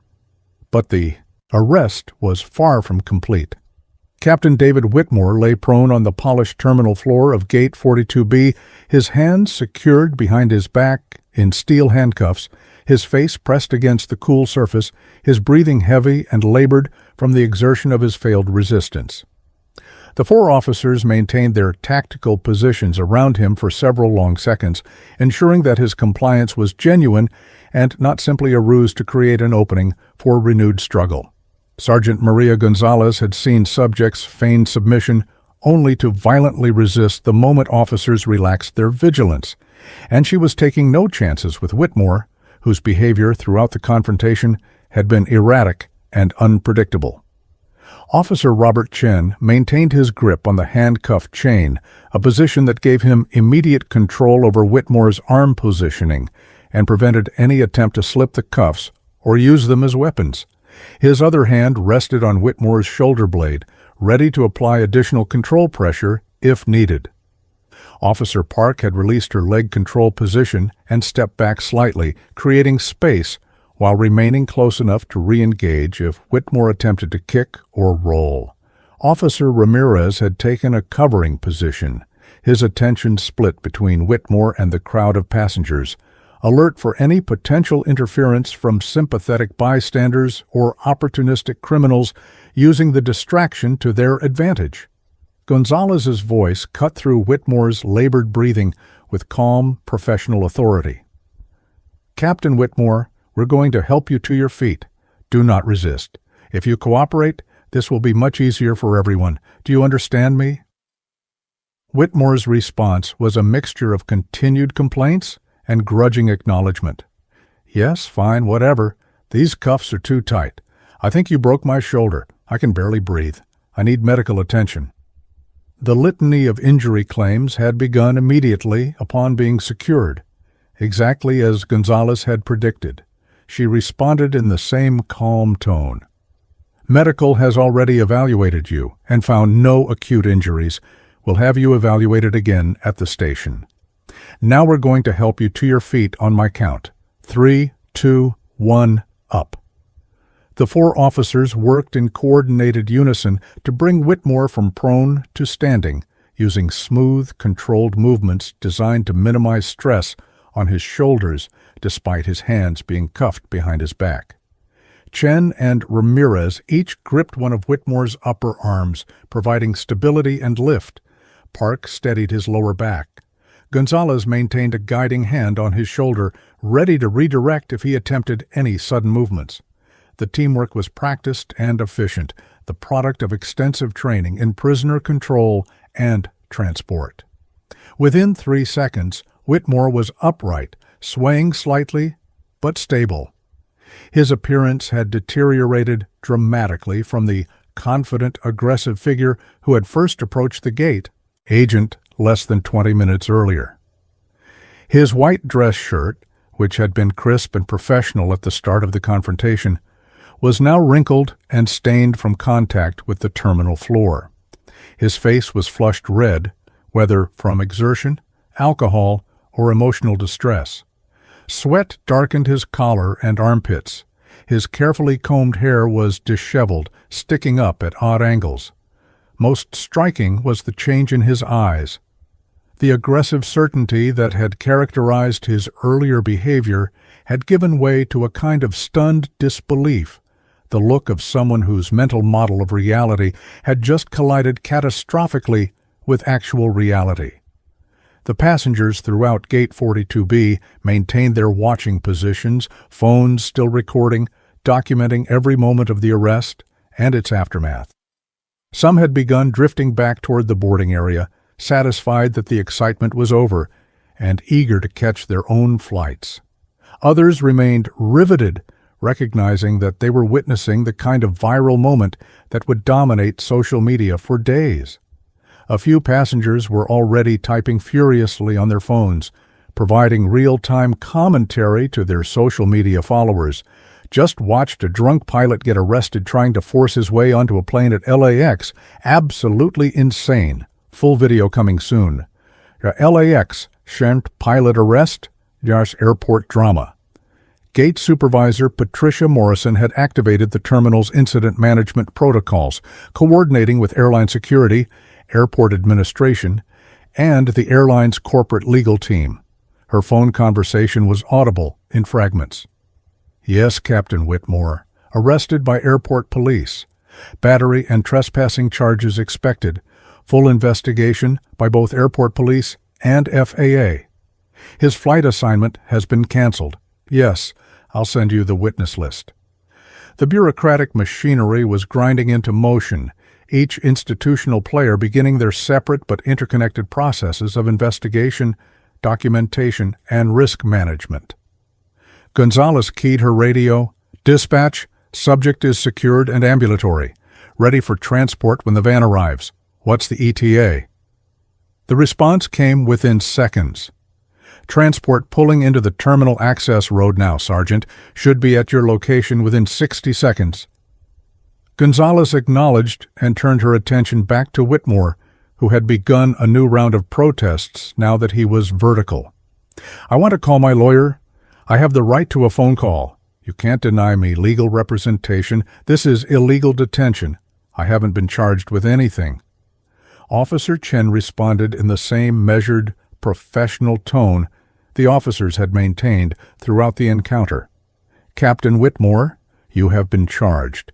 Sergeant Gonzalez read you your rights and informed you of the charges during the arrest. You're being transported to the airport police substation for booking. You'll have the opportunity to call your attorney from there. But right now, you need to remain quiet and cooperate with transport. The explanation was patient and clear, designed to penetrate the fog of alcohol and emotional distress that was impairing Whitmore's ability to process information. Whitmore's response was immediate and predictable. I don't remember being read my rights. This arrest is invalid. Any lawyer will get this thrown out in 5 minutes. You officers have made a huge mistake.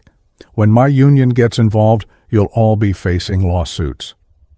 The threats were hollow bluster, the desperate assertions of someone trying to regain some sense of control over a situation that had spun completely beyond his influence.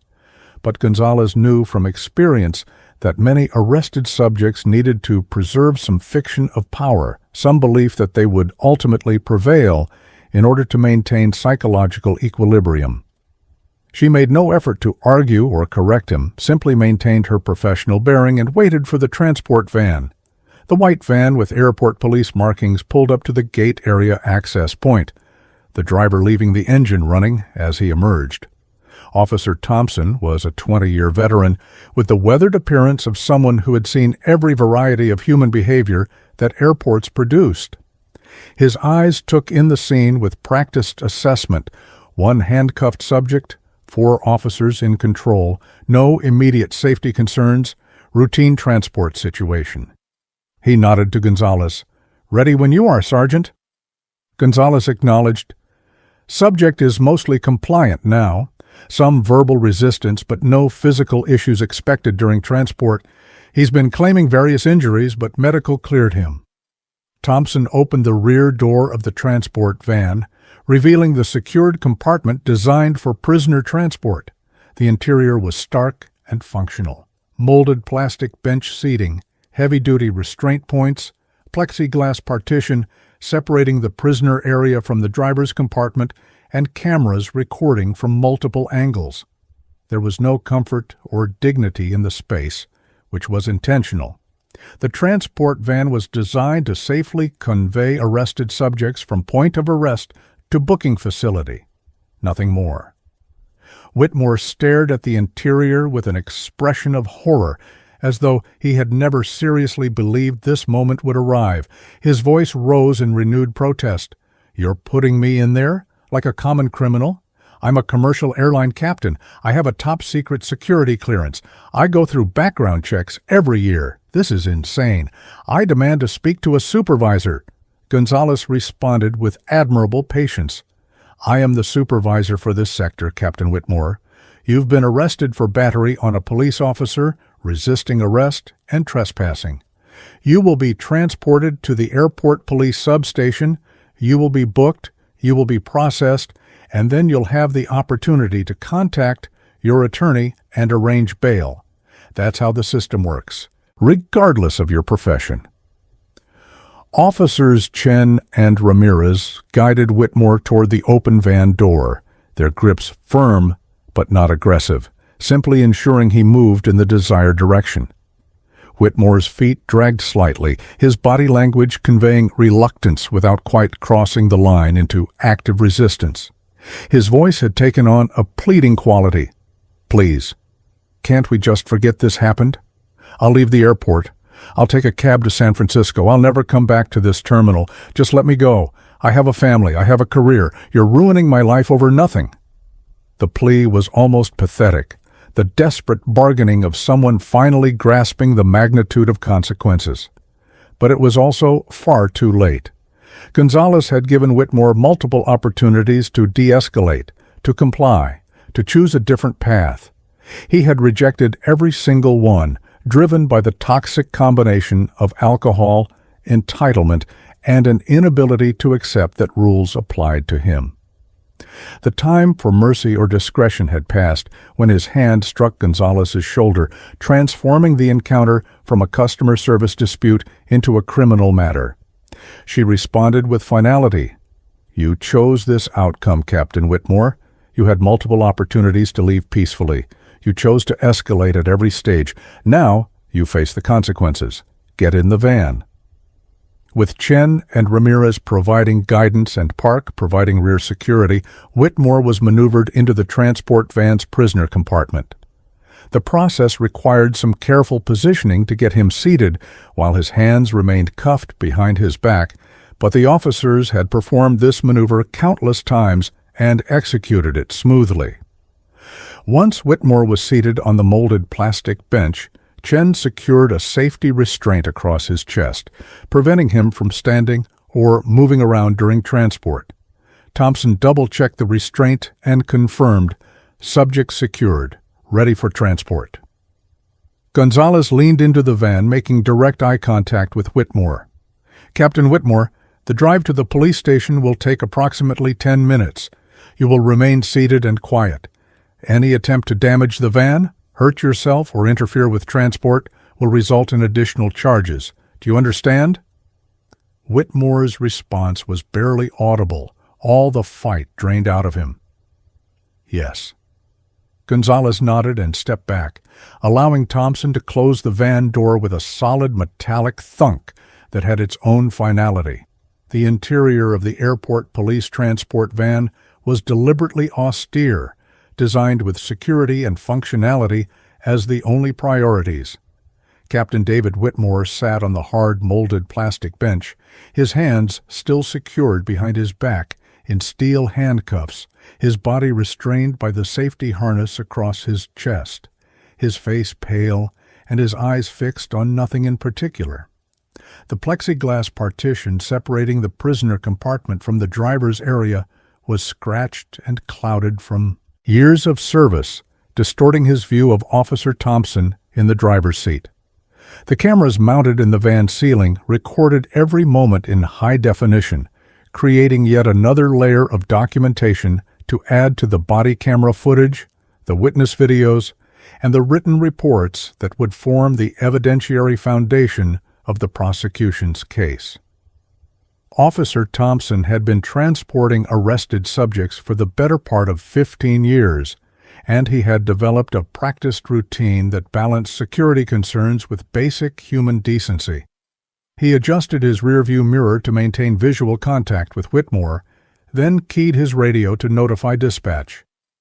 Transport 1 departing Terminal 4 with one subject en route to Airport Police Substation. ETA 10 minutes.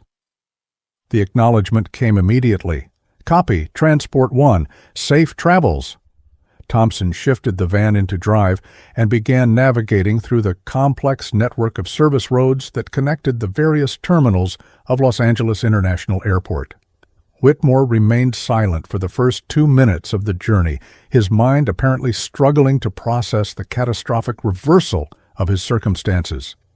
Less than an hour earlier, he had been an airline captain with 20 years of experience, a professional whose word was law within his domain, someone accustomed to deference and authority.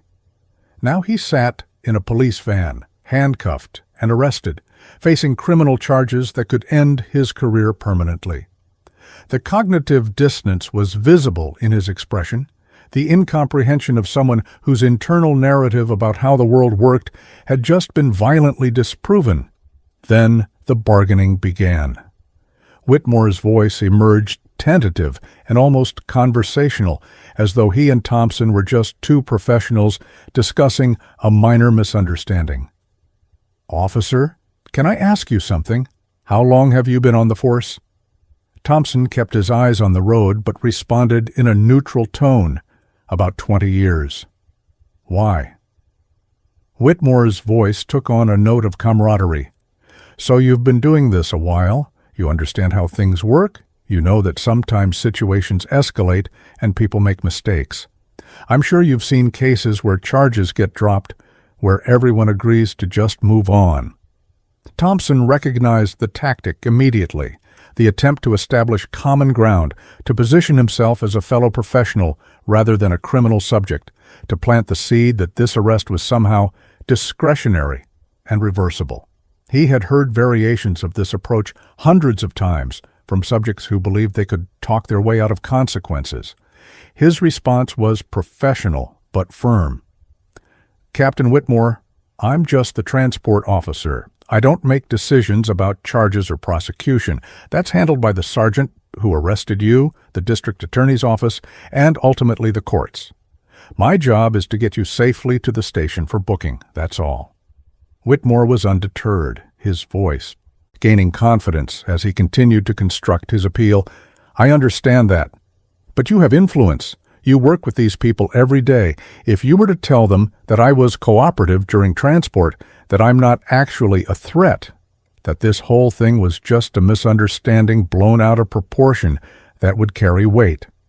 You seem like a reasonable guy. Surely you can see that arresting a commercial airline captain over a minor gate disturbance is overkill." The argument was sophisticated in its way, appealing to Thompson's professional judgment while simultaneously downplaying the severity of Whitmore's actions. Thompson's response was measured. "Captain Whitmore, I wasn't at the gate. I didn't witness what happened, but I do know that Sergeant Gonzalez is one of the most professional officers I've worked with in 2 decades.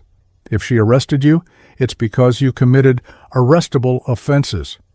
From what I understand, you struck a police officer, which is not a minor gate disturbance. That's battery on a peace officer, which is a serious charge. So no, I'm not going to recommend that charges be dropped. I'm going to transport you for booking, and the system will handle it from there. The rejection seemed to trigger a shift in Whitmore's approach. His voice took on an edge of desperation tinged with hostility. The system is broken. Do you know how many actual criminals are walking around free while you're wasting resources arresting a pilot who is trying to get to work? I could have been flying a plane full of passengers right now contributing to society, but instead I'm in the back of a police van because some power-hungry cop couldn't handle being questioned. The narrative had shifted from bargaining to victimization, recasting himself as the wronged party rather than the aggressor. Thompson had learned over the years that engaging with these kinds of arguments was counterproductive. Arrested subjects in the bargaining phase would twist any response into confirmation of their victimhood or ammunition for future complaints.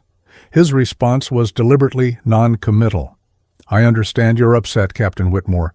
You'll have the opportunity to tell your side of the story to your attorney and, if it comes to that, to a judge and jury. But I'm not going to debate the merits of your case.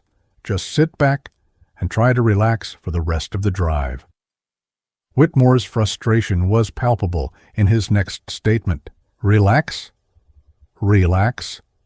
I'm handcuffed in the back of a police van. My career is over. My wife is going to leave me. My kids will be humiliated.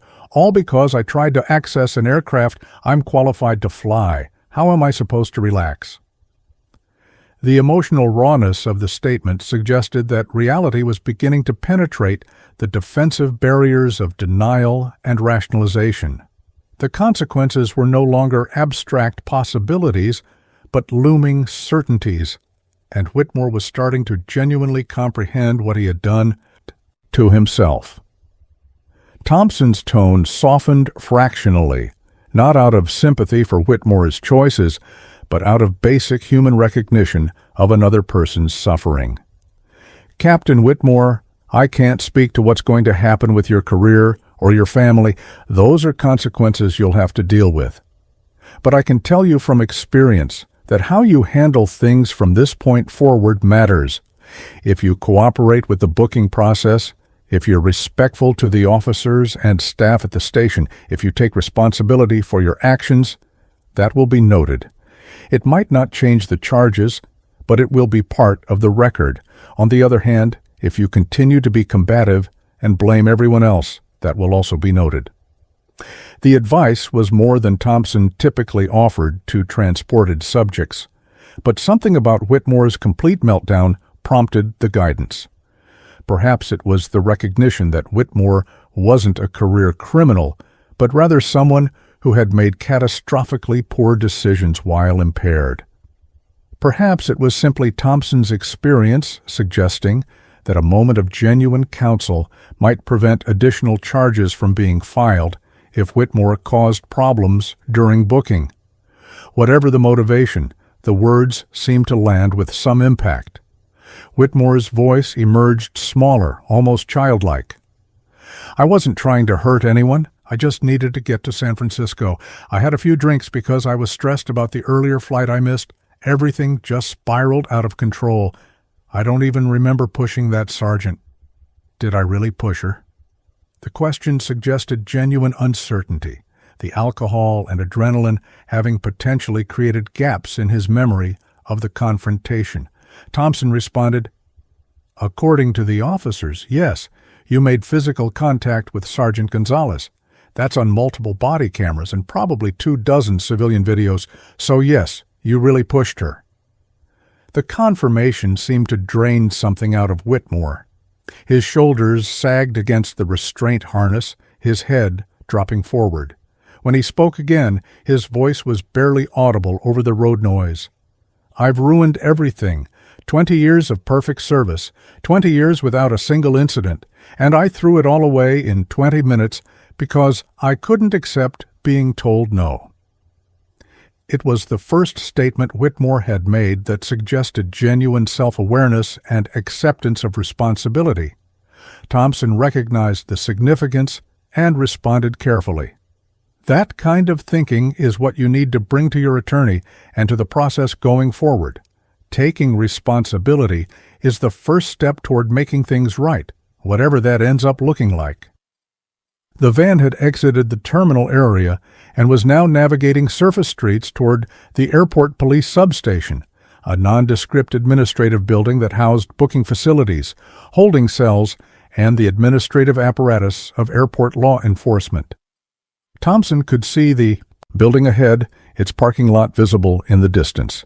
He keyed his radio. Dispatch Transport 1 approaching the station, preparing for subject handoff to booking. The acknowledgement was immediate. Copy Transport 1. Booking has been notified and is standing by. Whitmore had apparently exhausted his capacity for conversation or resistance. He sat in defeated silence as the van pulled into the parking lot, as Thompson navigated to the secure entrance at the rear of the building, as the large metal door rolled upward to admit them into the sally port where prisoners were transferred from vehicles to the booking facility.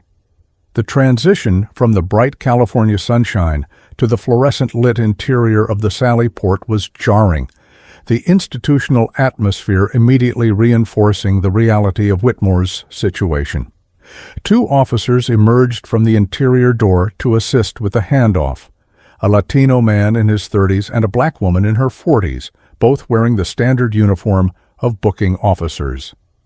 Thompson exited the driver's compartment and moved to open the rear door of the van, releasing Whitmore from the safety restraint while ensuring his handcuffs remained secure. The booking officers positioned themselves on either side of the van door, ready to receive custody of the prisoner. Thompson's voice was professional and informative. Subject is David Whitmore, age 48, arrested at Terminal 4, Gate 42B for battery on a peace officer, resisting arrest, and trespassing. He was minimally combative during arrest but has been cooperative during transport. Medical evaluated him at the scene and found no acute injuries despite his complaints of shoulder pain. He's claimed various medical issues but appears to be stable. He's been mostly quiet during the ride but did attempt some verbal bargaining. The female booking officer, whose name tag read Jenkins, nodded and addressed Whitmore directly. "Mr. Whitmore, I'm Officer Jenkins. We're going to escort you inside for the booking process. If you continue to cooperate, this will go smoothly. If you become combative or difficult, it will take longer and be more unpleasant. Do you understand?" Whitmore's response was subdued. "Yes, I understand." Jenkins and her partner, whose name tag read Ortiz, each took position on one side of Whitmore, their grips on his arms firm but not aggressive. Thompson watched as they guided Whitmore through the interior door into the booking facility, the heavy door closing behind them with a solid metallic thunk. Thompson returned to his van, conducting a quick inspection of the prisoner compartment for any contraband, damage, or biohazard that might require attention. Finding nothing beyond some dust and wrinkles on the bench where Whitmore had sat, he keyed his radio. "Dispatch, Transport 1 clear. Subject delivered to booking, returning to patrol status." The acknowledgement came immediately. "Copy, Transport 1. Resume patrol. Good work." The booking area of the LAX Airport Police Substation was a study in institutional efficiency, every surface and procedure designed to process arrested subjects with maximum documentation and minimum drama. Captain David Whitmore stood in the center of the intake area, his hands still secured behind his back in handcuffs, flanked by officers Jenkins and Ortiz, facing a long counter behind which 2 booking technicians worked at computer terminals. The fluorescent lighting was harsh and unforgiving, illuminating every detail of Whitmore's disheveled appearance, his wrinkled and stained shirt, his wild hair, his red-rimmed eyes, his face still flushed from stress and alcohol. The transformation from confident airline captain to arrested subject was complete. Officer Jenkins began the formal intake process, her voice professional and procedural. "Mr. Whitmore, we're going to go through the booking process step by step. This will include recording your personal information, taking your photograph and fingerprints, conducting a property inventory, and placing you in a holding cell until you can see a magistrate for bail determination. Do you have any medical conditions we need to be aware of? Are you currently taking any prescription medications? Do you have any allergies?" The questions were standard, designed to identify immediate health and safety concerns before proceeding with booking. Whitmore's response was subdued, all the fight having drained out of him during the transport and the walk into the booking facility. "I have high blood pressure. I take medication for it, but I didn't bring it with me to the airport. I'm allergic to penicillin. I don't think I have any other medical issues." Jenkins made notes on her intake form and relayed the information to one of the booking technicians who entered it into the computer system. The high blood pressure notation would trigger a medical check by the facility nurse within the next hour, standard protocol for subjects with documented cardiovascular issues. Officer Ortiz moved to remove Whitmore's handcuffs, but only after positioning him against a wall with clear instructions. "Mr. Whitmore, I'm going to remove your handcuffs so we can conduct the property inventory and get your fingerprints. Keep your hands visible at all times. Any sudden movements will result in the cuffs going back on and additional charges. Do you understand?" Whitmore nodded. "Yes, I understand. I'm not going to cause problems." Ortiz removed the handcuffs with practiced efficiency, immediately stepping back to maintain safe distance. Whitmore brought his hands forward and rubbed his wrists, wincing slightly at the red marks the cuffs had left. The property inventory process began with Whitmore emptying his pockets onto the counter under Jenkins's supervision. The items were unremarkable: a leather wallet containing his driver's license, several credit cards, and $127 in cash, a cell phone with a cracked screen from when he had thrown it onto a seat at the gate, a set of car keys on a lanyard displaying his airline's logo, a small bottle of breath mints, and his airline employee identification badge, the credential he had brandished throughout the confrontation as though it were a shield against consequences. Jenkins cataloged each item meticulously, describing them aloud for the recording system. One black leather wallet containing California driver's license number.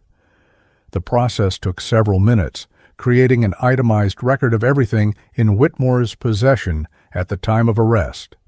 The booking technician, a middle-aged Asian woman whose nameplate read L. Tran, addressed Whitmore directly. "State your full legal name for the record." Whitmore's voice was barely above a whisper. "David James Whitmore." Tran entered the information into the computer system, her fingers flying across the keyboard with practiced speed. "Date of birth?" "March 14, 1976. Current residential address?" Whitmore provided his Los Angeles address, which Tran verified against the address on his driver's license. "Emergency contact?" Whitmore hesitated before responding. "My wife, Sarah Whitmore." He provided her phone number, his voice cracking slightly as he said her name, apparently contemplating the conversation he would eventually have to have with her. The mugshot process came next, a ritual of documentation that would create the iconic image that would likely follow Whitmore for the rest of his life. Officer Ortiz positioned him against a height-marked wall, adjusting the camera to capture the standard front-facing and profile shots. "Look directly at the camera. Neutral expression. No smiling." The flash popped twice, immortalizing Whitmore's defeated expression, his wild hair, his disheveled appearance. These photographs would become public record, available to anyone conducting a background check, likely to surface in any future Google search of his name. The realization was visible in Whitmore's eyes as the flash went off.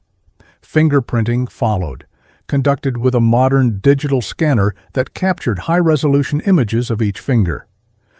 Officer Jenkins guided Whitmore's right hand to the scanner surface. Place your thumb on the glass, press firmly, but don't move. The scanner beeped as it captured the print. Right index finger. Press. The process continued through all 10 fingers, each print being digitally recorded and uploaded to state and federal databases. The biometric data would be cross-referenced against criminal records, immigration databases, and various federal watch lists. For Whitmore, whose career had required multiple background checks and security clearances, the irony was almost unbearable. The personal search came next, a more invasive procedure conducted in a private room by Officer Ortiz. Whitmore was instructed to remove his shoes, socks, and belt, which were added to his property inventory. Ortiz conducted a thorough pat-down search, checking for weapons, contraband, or anything that could be used to harm himself or others. The search was professional and efficient, designed to be thorough without being unnecessarily degrading. Finding nothing of concern, Ortiz documented the search results and escorted Whitmore back to the main booking area. Officer Jenkins presented Whitmore with a document to sign. This is your property receipt. It confirms that we have inventoried all your personal items and that you'll receive them back upon release. Sign here. Whitmore scanned the itemized list, his eyes pausing on the entry for his airline ID badge, the credential that had been so central to his identity and his disastrous decision-making. He signed the form with a shaking hand. Jenkins provided him with a copy and filed the original in the booking folder that was rapidly accumulating paperwork.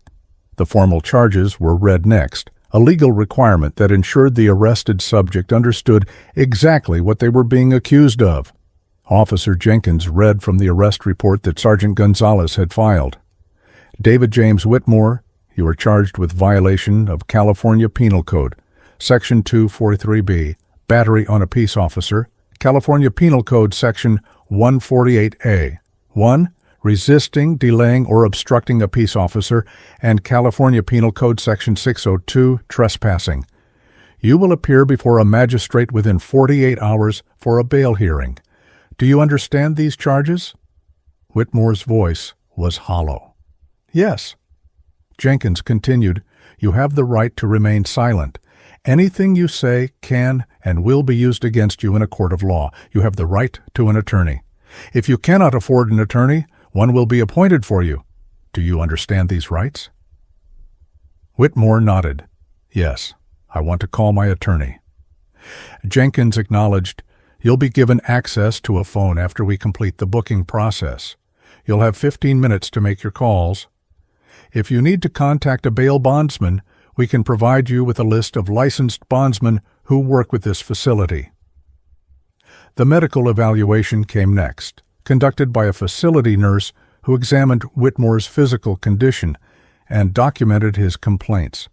The nurse, a stern-faced woman in her 50s named Martinez, checked his blood pressure, elevated but not dangerously so, his pulse, his respiratory function. She palpated his shoulders where he had claimed injury and found full range of motion with no obvious trauma. She examined the red marks on his wrists from the handcuffs and documented them as minor abrasions consistent with restraint. Her final assessment, entered into the computer system, concluded that Whitmore was medically stable and suitable for general population housing in the holding cells. Officer Ortiz escorted Whitmore to the holding area, a row of individual cells designed for short-term detention of subjects awaiting magistrate hearings or bail processing. The cells were small but clean, containing only a steel bench, a toilet, and a sink. Ortiz pointed to the cell that would be Whitmore's temporary residence. You'll be here until your bail hearing, which will probably be tomorrow morning, given the time. If you need anything, use the call button by the door. Don't damage anything, don't try to hurt yourself, and don't make excessive noise. Understand? Whitmore nodded mutely and entered the cell, the heavy door closing behind him with a solid clang that resonated with finality. Left alone for the first time since his arrest, Whitmore sat on the steel bench and finally allowed himself to fully process what had happened. The holding cell was utterly silent, except for the hum of the ventilation system and the occasional distant sound of doors opening and closing elsewhere in the facility. He stared at the institutional green walls, the scratched metal door, the steel toilet that represented the absolute nadir of his dignity. Less than 2 hours earlier, he had been an airline captain, a professional with status and authority. Now, he was inmate number 2024 LAX 847, facing criminal charges that would likely end his career and possibly send him to jail. His mind replayed the confrontation at Gate 42B, seeing it now with horrible clarity that had been absent during the alcohol-fueled escalation. He remembered the gate agent's frightened face, the reasonable explanations she had offered, the multiple warnings from Sergeant Gonzalez. He remembered his own aggressive posturing, his invocation of credentials that meant nothing in that context, his physical shove that had transformed a customer service dispute into a criminal matter. Each decision point where he could have chosen de-escalation appeared in his memory like missed exits on a highway that had led inexorably to this cell. The full scope of consequences was beginning to crystallize in his mind. The criminal charges were just the beginning. His airline would almost certainly terminate his employment. No carrier could retain a pilot facing battery charges against law enforcement. The FAA would suspend or revoke his pilot's license pending investigation, and even if he avoided jail time, the criminal record would likely make him unemployable in aviation. The viral video that passengers had recorded would follow him forever, a permanent digital record of his worst moment. His wife Sarah would have to process the humiliation and betrayal. His children would face embarrassment at school. His parents would be devastated. The cascade of consequences stretched out before him like a roadmap to personal and professional destruction. A voice from the holding cell intercom interrupted his spiral of self-recrimination. "Whitmore, you have 15 minutes for phone calls. Pick up the receiver on the wall." He stood on shaky legs and moved to the wall-mounted phone, his hand trembling as he lifted the receiver. He dialed his attorney's number from memory, a criminal defense lawyer he had never actually needed before but had on retainer as part of his pilot's union benefits. The phone rang 4 times before connecting to voicemail. His voice cracked as he left a message. "Jim, it's David Whitmore. I've been arrested at LAX. Battery on a police officer, resisting arrest, trespassing. I'm in the airport police holding cells. I need help. Please call me back at this number as soon as you can." He hung up and stared at the phone, trying to summon the courage to make the next call. Finally, he dialed his home number. His wife Sarah answered on the second ring. "Hello?" Her voice was cheerful, unaware, innocent of what was coming. Whitmore's voice emerged as a broken whisper. "Sarah, it's me. Something's happened. I'm in jail. I've been arrested. I'm so sorry. I'm so sorry." The silence on the other end of the line stretched for several seconds before Sarah's voice returned, now sharp with alarm. "What? Dave, what are you talking about? Arrested for what?" He forced himself to explain, the words coming in disjointed fragments. "I missed my commuter flight. I'd been drinking at the lounge. I tried to get on the next flight, but it was full. I got into an argument with a gate agent. Airport police came. I pushed one of them. They arrested me. Sarah, I've ruined everything. My career is over. I'm facing criminal charges. I've destroyed our life." His wife's response mixed shock, anger, and a terrible kind of resignation. "Oh, Dave, oh God, how could you do this? How could you throw away everything we've built?" Her voice broke on the last word, and Whitmore could hear her beginning to cry. They talked for the remaining minutes of his phone allocation, Sarah's initial anger giving way to a kind of stunned grief as the implications settled over both of them. She promised to contact his attorney to find out about bail, to call his parents and explain what had happened. When the automated voice announced that he had 1 minute remaining, Sarah's final words were delivered in a flat, emotionless tone. "I need some time to process this, Dave. I don't know what happens to us after this. I just don't know." The line went dead before he could respond. Whitmore returned to the steel bench, his face in his hands, his body shaking with silent sobs. The holding cell door remained closed. The ventilation system hummed its indifferent melody. Somewhere in the facility, officers were completing their reports, uploading body camera footage, filing the paperwork that would wind through the criminal justice system. Somewhere in Terminal 4, gate agents were boarding flights, passengers were traveling to their destinations, and life was continuing without pause for the drama that had unfolded at Gate 42B. Sergeant Maria Gonzalez sat at her desk in the airport police office, typing the incident report that would officially document the arrest of Captain David Whitmore. Her fingers moved across the keyboard with practiced efficiency, translating the morning's events into the formal language of law enforcement. Documentation. The report was detailed and precise, describing the initial complaint from the gate agent, the multiple warnings issued, Whitmore's escalating aggression, the physical contact that necessitated arrest, the controlled use of force to effect custody, and the eventual transport and booking. She attached the body camera footage, the witness list, and the medical evaluation report. The entire package would be forwarded to the district attorney's office for prosecution review. As she completed the final paragraphs, Officer Chen appeared at her desk. "How's the report coming?" Gonzalez saved her work and leaned back in her chair. "Just finished. What a morning." Chen nodded. "Guy really made some poor choices. The video is already going viral. I saw it on 3 different news sites. Shark's Cockpit King is trending on Twitter." Gonzalez shook her head. "His whole life is going to be defined by those 20 minutes. 20 years of being a pilot gone.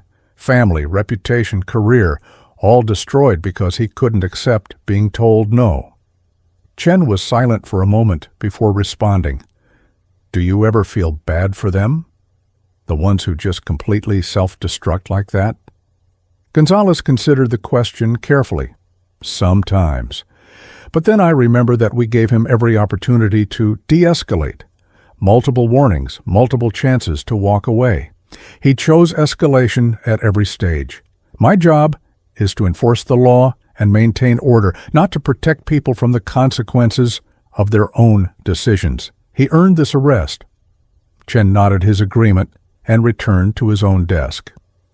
Gonzalez submitted the incident report to her lieutenant for review, knowing it would be scrutinized carefully given the high-profile nature of the arrest and the likelihood of media coverage.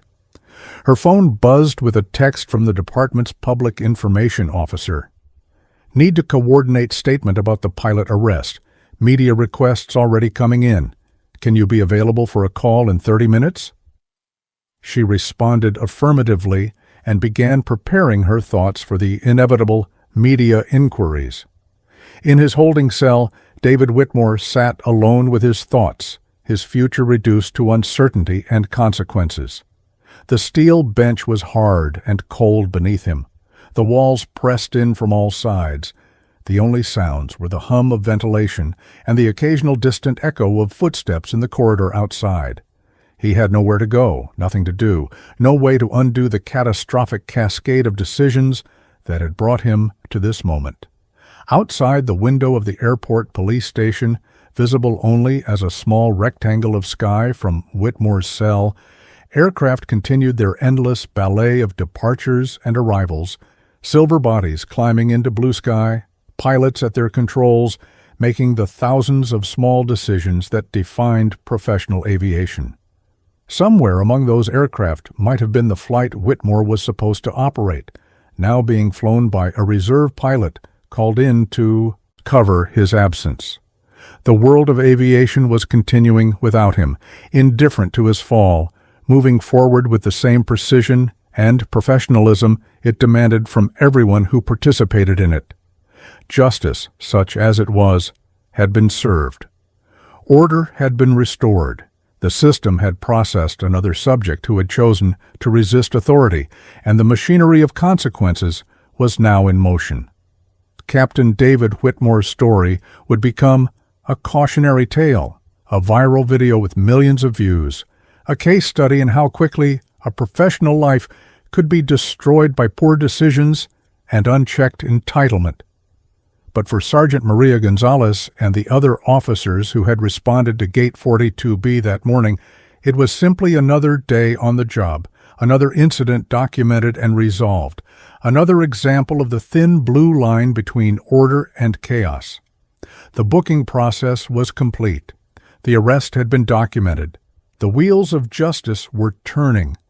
And in a holding cell at the LAX Airport Police substation, one man contemplated the ruins of everything he had built over 20 years, all destroyed in 20 minutes of alcohol-fueled arrogance and an inability to accept that credentials did not exempt him from the rules that governed everyone else.